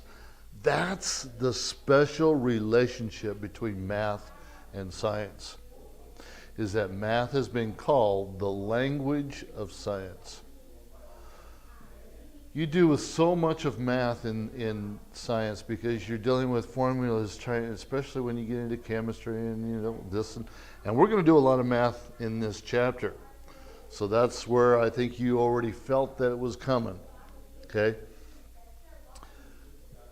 But because they deal so much together, that's why they're related in lots of ways, especially through this category, the language of science. Here's some descriptions. When in science, you're always trying to get things or write things simpler, okay? Not having these long drawn out definitions, whatever, or words or numbers, especially with the number situation, but it's getting things smaller so that it doesn't take up as much room to write it, and then you don't forget zeros and et cetera, et cetera. For example, molecules are small versus displaying how small molecules are. Okay? So it's easier to say it, comprehend it, than it is to, in essence, show you. Lead is heavy versus identifying the weight of lead. Okay? Letter C, the sun is hot versus giving the temperature in degrees. 6,100 degrees Celsius or 11,000 degrees Fahrenheit. A precise mathematical understanding of how the universe works is the foundation of technology. Science being put to use. The basis of our modern industrialized society. Okay? So, it's all going to be right there.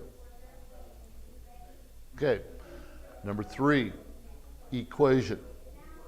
An equation is a set of symbols summarizing a mathematical relationship between quantities. Quantities of 2 plus 3 equals the quantity of 5. That's an equation. That's what we've learned before. So now we're just applying that. The most important part of an equation is that equal sign. Okay? Because it's balancing things out. When you're dealing with chemistry and you're trying to balance out a formula of putting these chemicals together and coming up with one identification, they've got to balance both sides of the equation. Equations may be arranged to get otherwise unavailable information. For example, distance and time. The formula for that is S speed equals distance divided by time. Or time and speed, distance equals speed, not sure what I did there, sorry, ST, or distance equals speed times time, okay? Or number 3, distance and speed equals time, T, equals D over S, or time equals distance over time division problem, okay? Be familiar with these, with these equations, okay? Because you will see and use them numerous times coming up. 4 facts about mathematics. First of all, mathematics is a brief way to express physical truth. 2 plus 2 is 4. That's a mathematical truth. Or E equals pi mc squared. Okay? That is also a mathematical truth. Okay? So there are brief ways of explaining it. Now, a lot of times in math they have you put it into word form and then you draw it out. 2 TOO plus PLUS, 2 TOO equals EQUAL 4 FOUR. So see, that would be drawn out process, whereas 2 plus 2 equals 4. A whole lot simpler. And I know that each one of you are always looking for the easier way to do that. Well, here it is. It is the proper way. Science is allowing you a shortcut to do the shortcuts. Letter B, mathematics provides a quick way to see the relationships between the truths. Okay, here's the antecedents and the consequence. If A plus B equals C, then it is also true that A equals C minus B. So if A equals B and B equals C, then A has to equal C also. Okay? So it's a quicker way to put the relationships between the truths together for a better understanding. Letter C. Mathematics is a precise way to think. Gravitational force equals G for gravitational force times M1, M2, that's 2 measurements, the first one, the second one, divided by your distance squared. Okay? So a precise way to think. Letter D.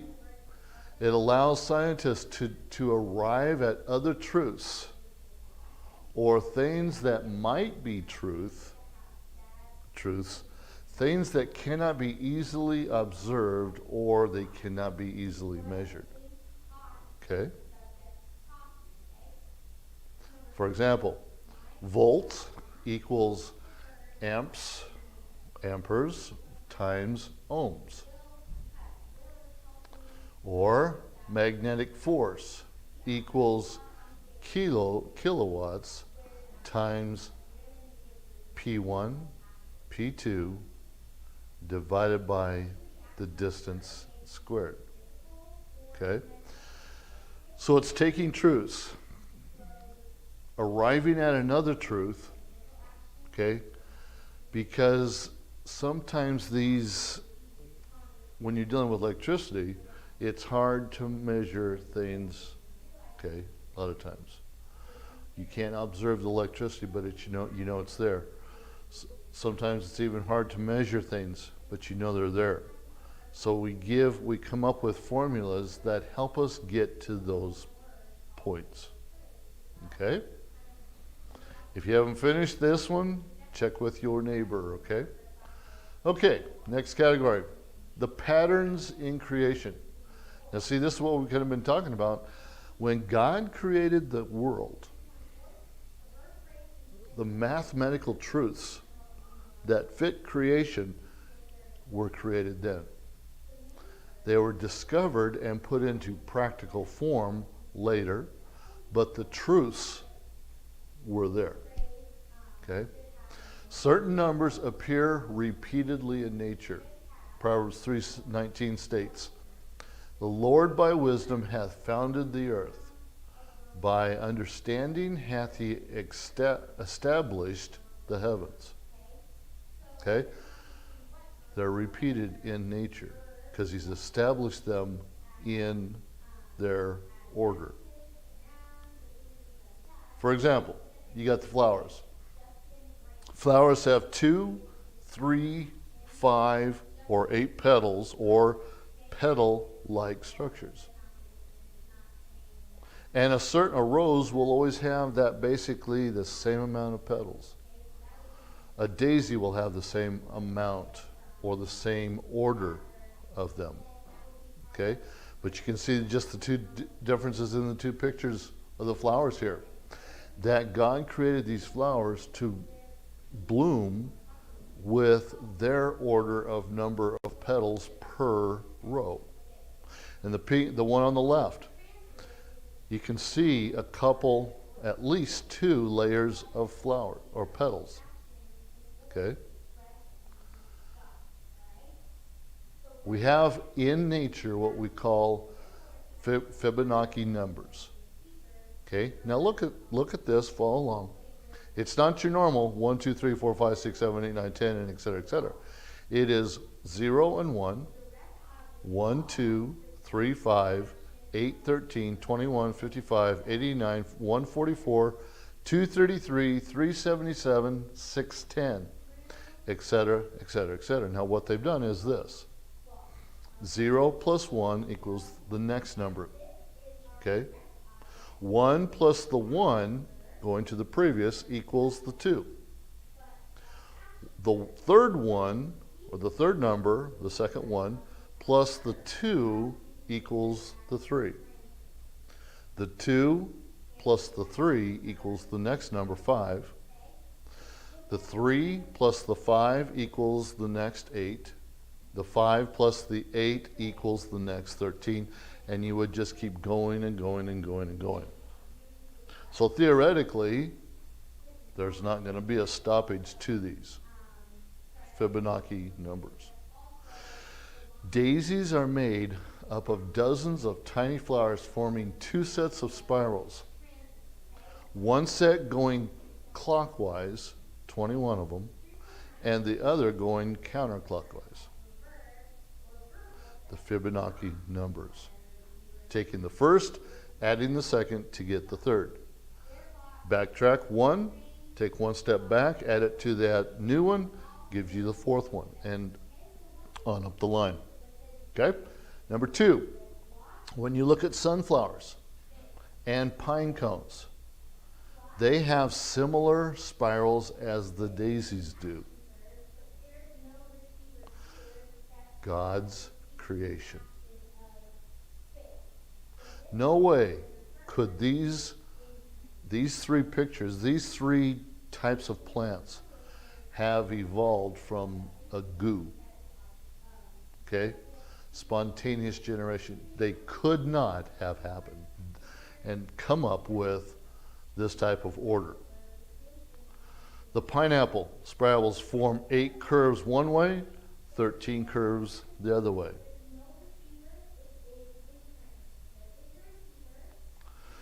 You also have what's called the logarithmic spiral. These are spirals formed by Fibonacci numbers.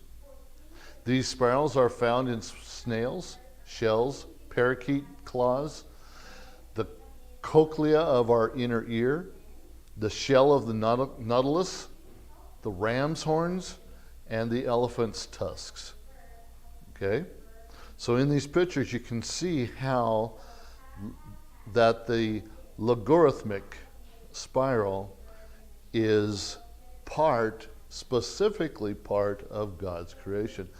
And when you see each one of these, you know exactly what it is because of God's precise use of numbers. Okay?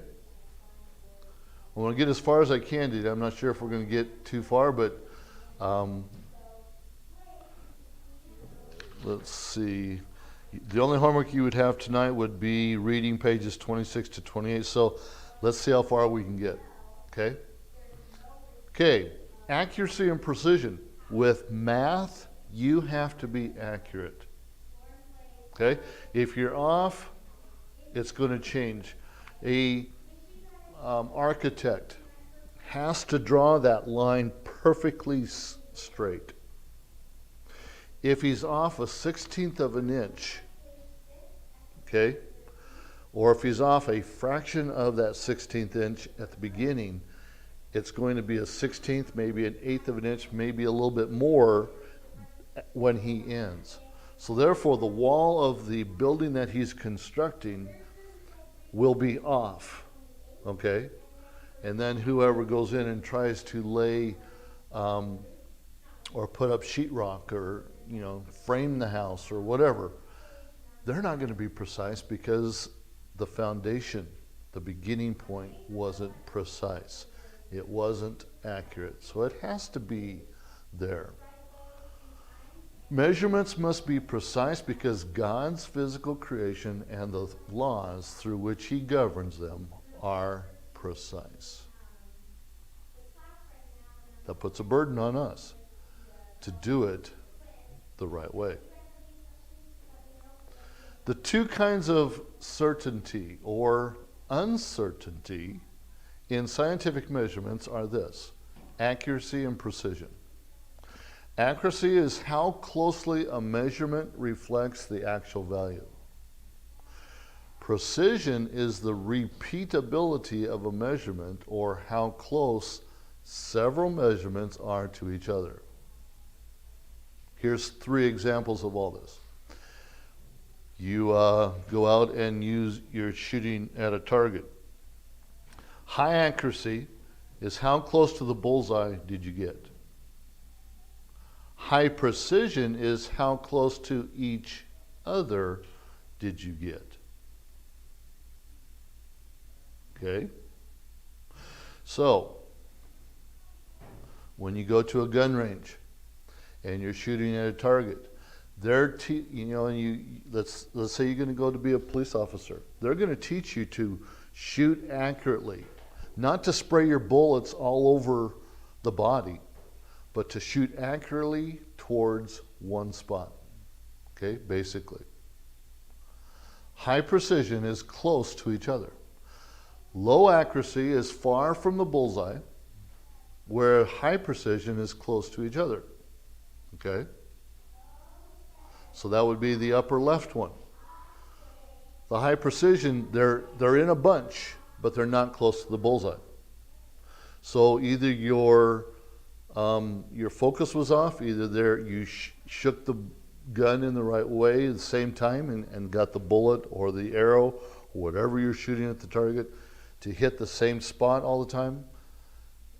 Your sights were off, but yet they were accurate enough to get in the same precision. The third category here is low accuracy, far from the bullseye, with low precision, far from each other. Okay? So, that would be the top left one.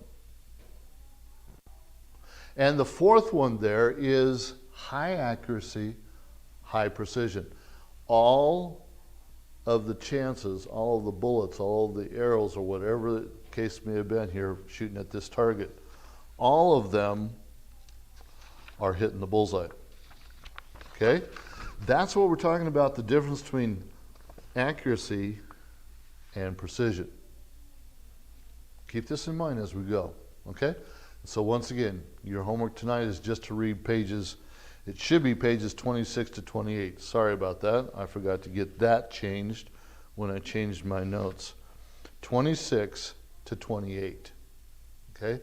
So make sure you change that in your notes so that you can get that and that you can be ready for your reading quiz on Monday. Now, you are scheduled for your first test, which will be after chapter 2.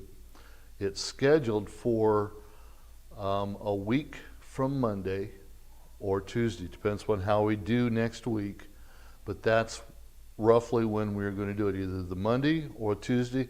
I'm leaning towards Tuesday, okay, just because of the weekend study. Okay, so 1 week plus a day or so, and you have your first test over chapters 1 and chapters 2. Okay, that concludes it for today. Good job. You make sure everything's getting turned in, and we'll catch you later. DLs, have a good weekend.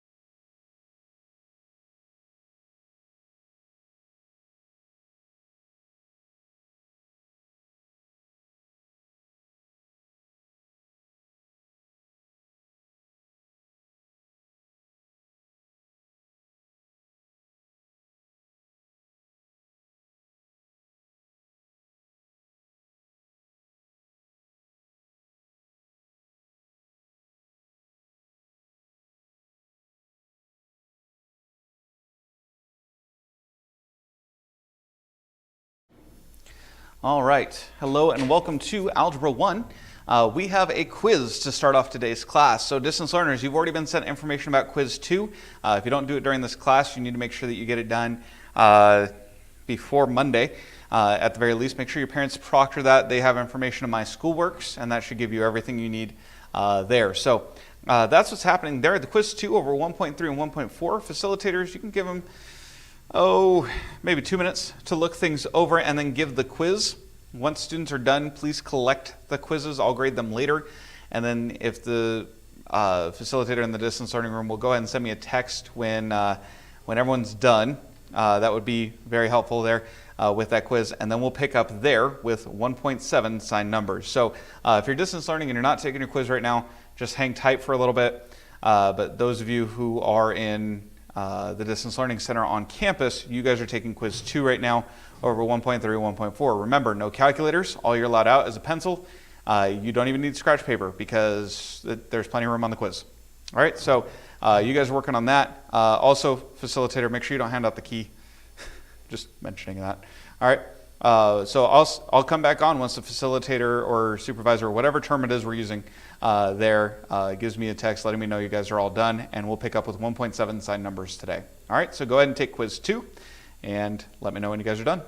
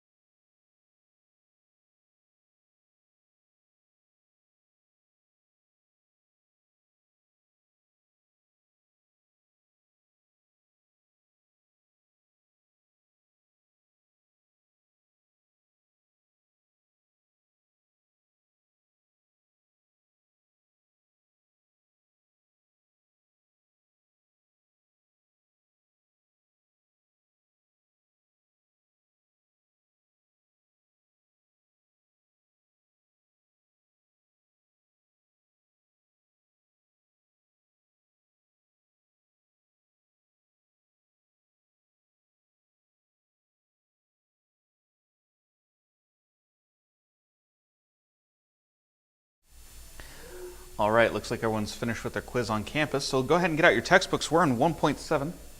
1.7, we're going to be dealing with signed numbers. So go ahead and again, get out your textbooks, go to 1.7. I'll give you guys a page number as soon as I have one, because I don't have it open.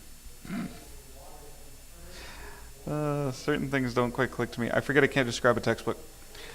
All right. My digital to save space. But anyway. All right, we're done with signed numbers. So we are on page 25. So page 25, we're going to be dealing with signed numbers. And so the first thing we're going to talk about is multiplication and division with signed numbers. So again, make sure you're on page 25 of your text. This should be largely review because we discussed this, I know, quite heavily in pre-algebra. And so hopefully you're at least vaguely familiar with the concept of signed numbers. If not, good luck. All right, just do your best and pay attention and you'll pick it up. All right, it's not as bad as it sounds. Let's put it that way. All right, so let me get that set up so I can write on here. If they would stop moving the setting on me. I need to disconnect this from Windows.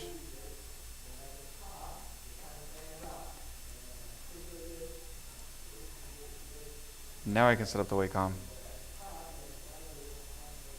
Okay, sorry. Thought all that was done. All right, so multiplication and division with signed numbers. Now, signed numbers just means we determine whether or not they're positive and negative. We talked a couple days ago about integers and the fact that we can have -3 just as much as we can have +3. Well, now how do we work with those algebraically? Well, with multiplication and division, if the signs are the same, the answer is positive. So if I have two positive numbers being multiplied or two negative numbers being multiplied, if the signs are the same, the answer is positive. Okay, so if we look at example 1.78, we're told to multiply the following numbers. Well, if I multiply 6 times 5, I get 30.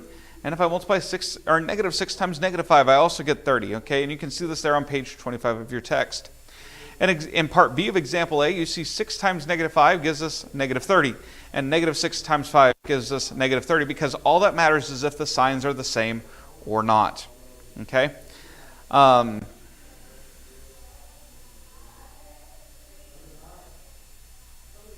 In example B, the book tries to go a little bit further on. Just one quick note. If we have -3 squared, this equals -9. If we have -3 squared, this equals 9. Okay, because -3 squared on the first one means -3 times 3. Well, we do multiplication before we do subtraction, so that 3 times 3 gets done first. But then if I use parentheses, that means, hey, I'm going to do the negative first. So -3 times -3 then means +9. Okay, so just quick note there. Pay attention to that notation. Parentheses are critical when you're dealing with exponents. Now let's say I had more than two numbers. So let's say in example B, part A, this is on page 26 now. I have -2 times -2 times -3 times 5. Well, the book goes through and says, okay, you're going to count the signs if this number is odd or even. Okay, or you just do it one step at a time like you're supposed to. So -2 times -2 becomes +4 because I had two negatives. +4 times -3 is -12 because my signs are different.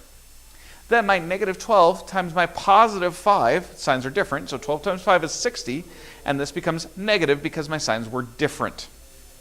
Okay, and that's how that would work. So that would be -60. So if the signs are the same, the answer is positive. If the signs are different, the answer is negative. In division, it's the same idea. Okay, everything works exactly the same. So if I have 18 over 3 or -18 over -3, the negatives cancel. Okay, so we get 6 either way. If, however, one of these is positive, one of these is negative, then my answer is negative because there's nothing for the negative to cancel with. Now, in addition and subtraction, well, we'll deal with subtraction separately, but in addition, we have different rules. So these rules are for multiplication and division. Signs are same or different. If they're the same, it's positive. If they're different, it's negative. That's it. With addition and subtraction, it's a little different. So we're going to handle addition first, and then the key with subtraction will be to make it addition, then follow addition rules. Okay, so we're going to deal with addition first. Okay, to add numbers with the same sign, we just add the two numbers and then we keep whatever the sign is. So if I have, say, 5 plus 8, well, that's 13, and both numbers were positive, so my answer is positive. If I have negative 5 minus 8, okay, let me just illustrate this here. Negative 5 minus 8 or negative 5 plus negative 8, these two statements mean the exact same thing. Okay, well, negative 5 minus 8 would be, they're the same sign, so 5 plus 8 is 13. Both signs are negative, so it's negative 13. Very straightforward. Okay, so the answer here would be negative 13. Okay, that's the idea. However, if the signs are different, we're going to subtract the two numbers. And I know that sounds weird, but just bear with me. If I have 4 minus 3, or equivalently 4 plus negative 3, okay, well, clearly here we would subtract. Okay, now that's intuitive because that's how we're used to seeing it, but we have a positive 4 and a negative 3, so we're adding oppositely signed numbers. And so we have positive 4 plus a negative 3, okay, well, we're going to subtract, so 4 minus 3 is 1, and then the bigger sign wins. Okay, that's the way I word that in this class. Oops, all right, so bigger sign wins. So the bigger sign is positive, so the answer will be positive. So 4 minus 3 is positive 1. All right, alternatively, if I have negative 9 plus 6, okay, negative 9 plus 6, well, again, I'm going to just subtract. They're different signs. That's all I need to know. So 9 minus 6 is, why is my brain blinking? 3. All right, it's 3. Now, which number is bigger, 9 or 6? Well, the 9 is, so it's negative 3. Okay, that's my answer. Now, with subtraction, it's very similar to addition, but we're going to do something first. We're going to change the minus sign in between them to an addition sign. Because we do that, we're going to change the second number sign. Okay? And then finally, we'll just add like normal. Okay, so let's consider example 1.7f. I have 8 minus 12. Okay, so first step is I need to make this addition. Whoops, I'm blocking the 8 minus 12, so we'll just do this. All right, we have 8 minus 12. Okay, I have 8 minus 12. First step, make an addition. So I'm going to have 8 plus negative 12. I'm switching both signs, okay? I change it to plus a negative, okay, instead of minus negative of a plus. Minus a positive. Oh my goodness, that's hard to say. I change it from 8 minus 12 to 8 plus negative 12. Then, my signs are different, so I subtract. So 12 minus 8 is 4. The bigger number is negative, so it's negative 4. That's my answer. If, on the other hand, I have 8 minus negative 5, well, I'm going to change this to addition, which makes me change the sign. I can't just change one sign, I have to change both. Okay, well, now I have the same sign, so I'm going to add. 8 plus 5 is 13, and both of them are positive, so it's positive. Now, if we're adding or subtracting more than two signed numbers, we're going to just do this one step at a time. So let's say in example G, we have, let's see here. You know what? I'm going to hop off this, and I'm going to actually open up an image program.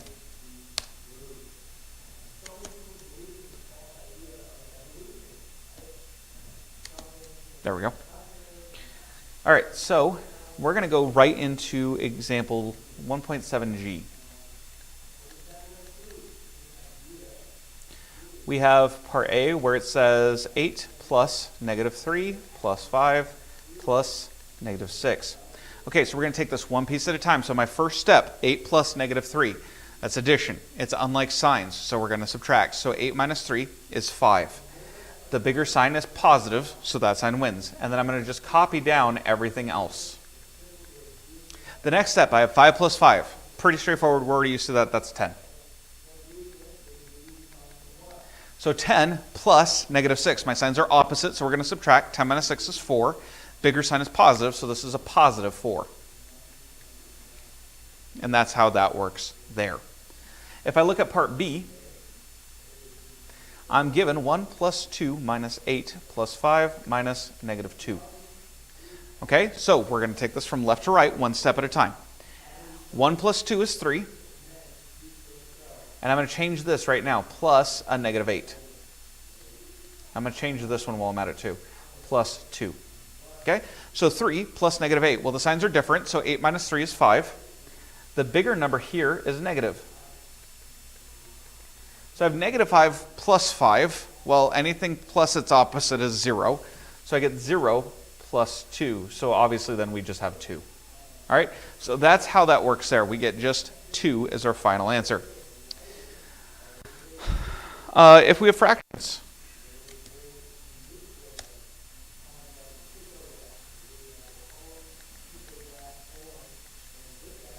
we have 3/5 plus negative 7 over 8.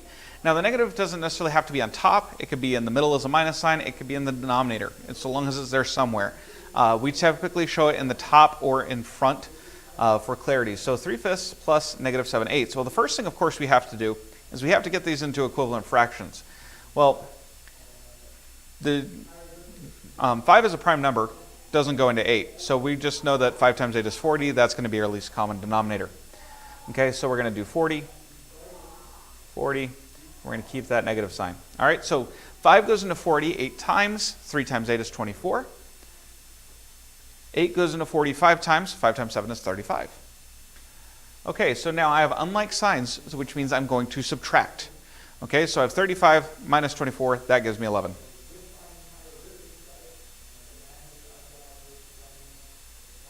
Okay, then the number that's bigger is negative 35. So negative it is. All right, and that gives us our final answer, negative 11 over 40. Okay, that's going to be the idea.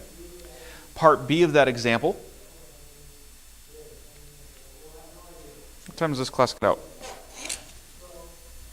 1:20. Okay, I got 10 more minutes.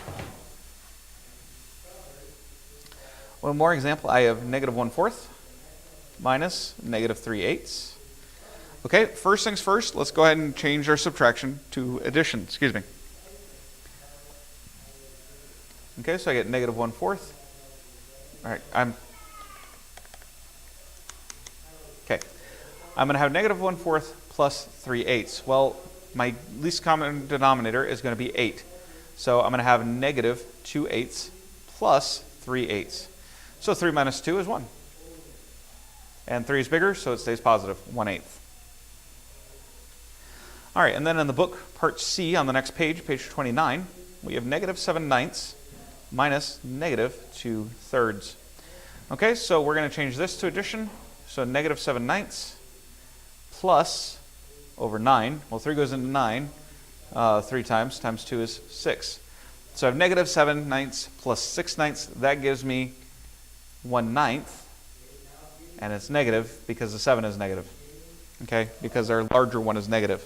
Okay, so negative 1/9.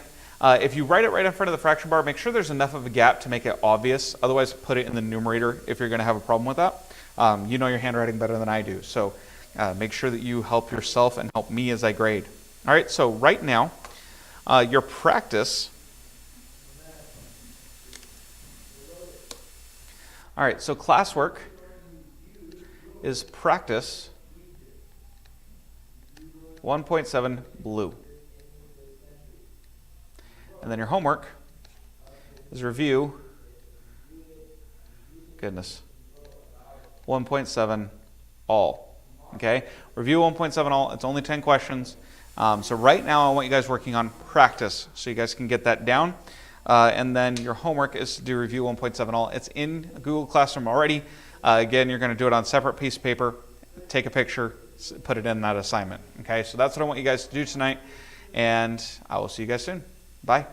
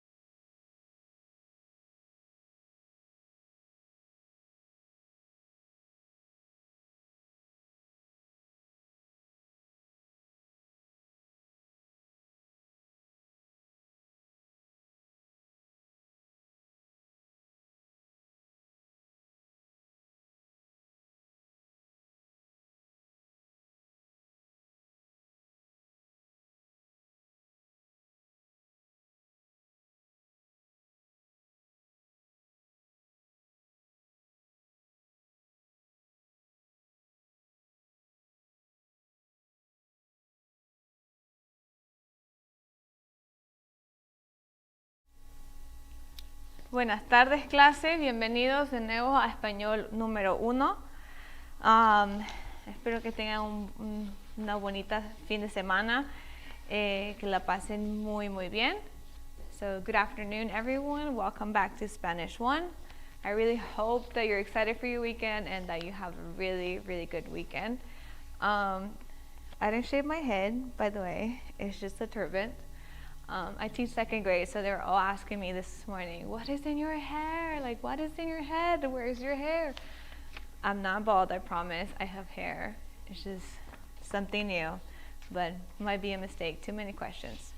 But let's go ahead and jump into Spanish.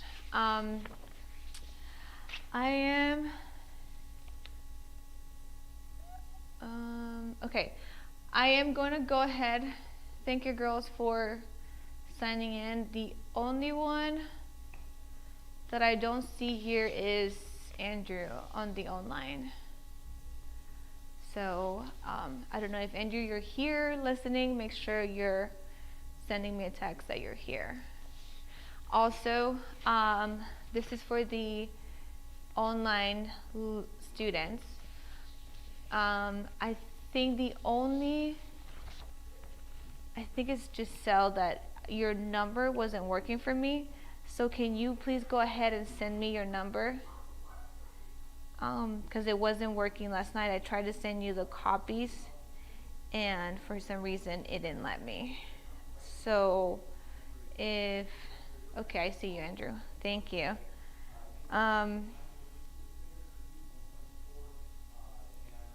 Yes, so Giselle, can you please go ahead and write me your number? That way I can have it, because I tried sending you your copies, and I think Lacey and Juvia, you got my text, and Andrew, you got the actual copies. We are going to have a quiz in person here for the online students. I am going to send that to you via email. So I need you to send me your email address through text. I am going to be texting you. So if you can send me your email, or if you're coming to campus anytime before 4 o'clock today, that will be perfect. You can come into the first modular. That's where I teach, and that's my classroom. So you can come over and take your quiz in person. Thank you so much, Giselle. I got your number. So I'm going to go ahead and send you the copies. You don't have to take the quiz today because you don't have the copies, Giselle. So you can go ahead and take it on Monday. But everyone else, once I get there, we're going to take a really quick quiz. It's just about the greetings. We've been over them. That's the only thing I'm quizzing you on.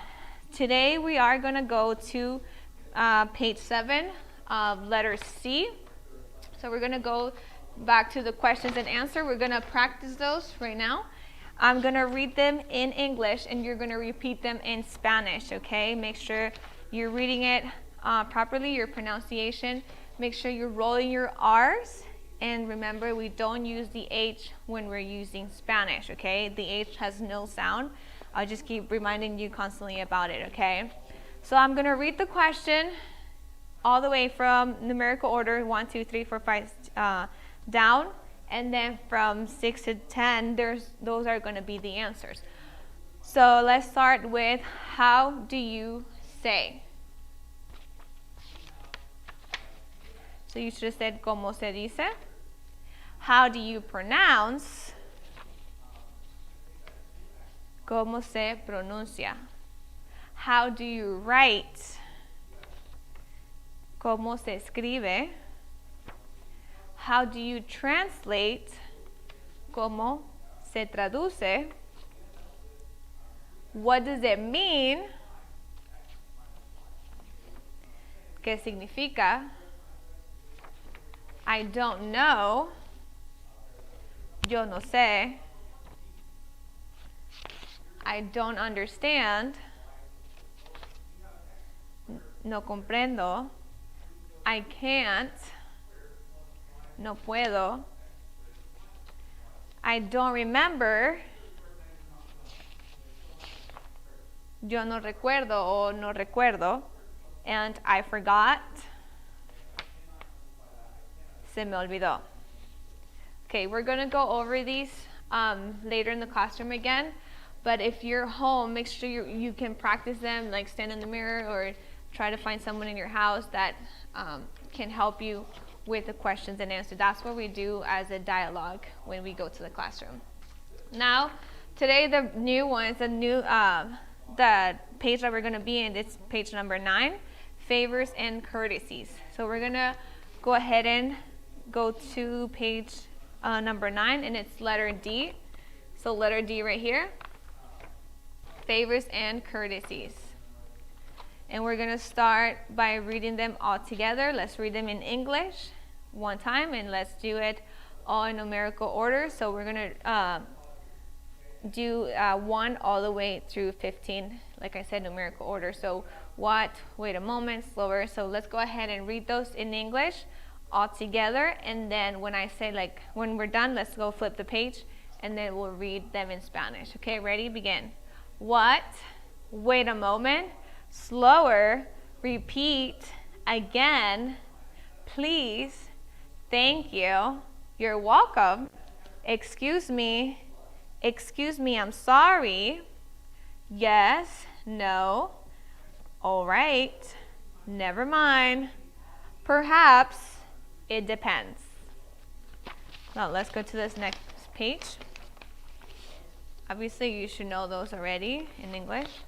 Okay, let's go same way, numerical order, 1 through 15. So number 1 is como, okay? Como. Number 2, un momento, okay? Number 3, más despacio, más despacio. Number 4, repita, o you can add repítalo or just repita. Repítalo or repita. I'll talk more about this once we're done. Number 5, otra vez. Number 5 is otra vez. Again. Number 6, por favor. Por favor. Number 7, gracias. Number 7, gracias. Number 8, de nada. De nada. 9, dispense usted. So this one, I am gonna change it where it says excuse me. We don't ever say the word dispense usted. I don't think if you speak Spanish, I'd ever heard that word. So it's a very proper word, and we actually never use it. So the word that we're gonna use here is gonna be disculpe usted. So it's gonna be disculpe usted. So I'm gonna go ahead and spell it for you, so you can go ahead and write it. So it's gonna be D-I-S, these. Now C-U, it's one word, so D-I-S-C-U-L-P-E,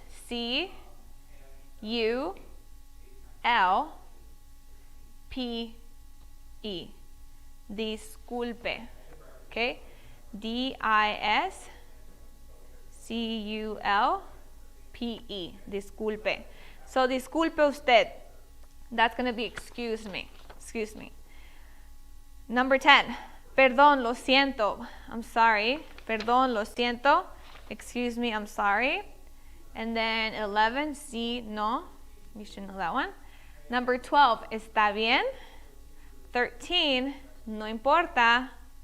14, quizás, maybe, or perhaps.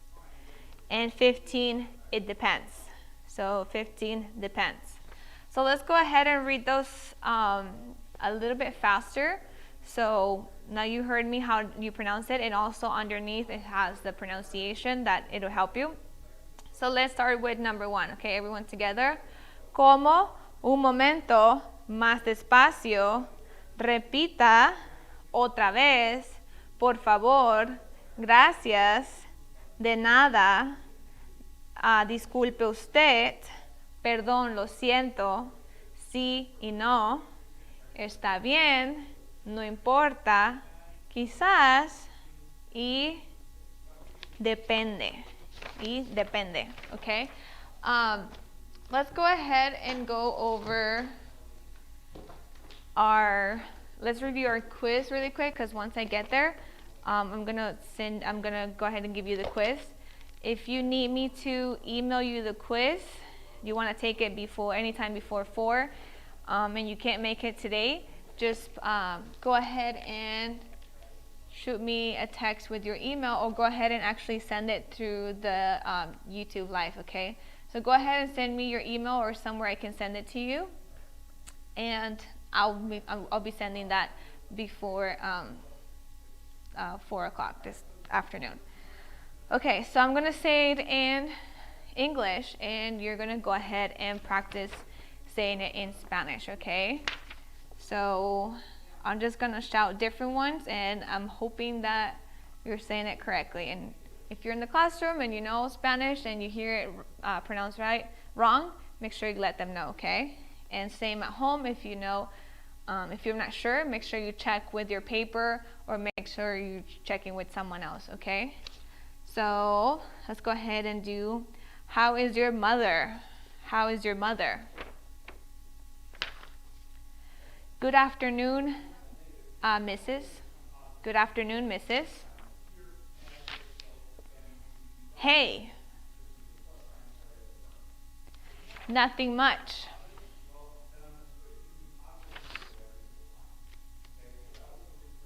Good morning, mister.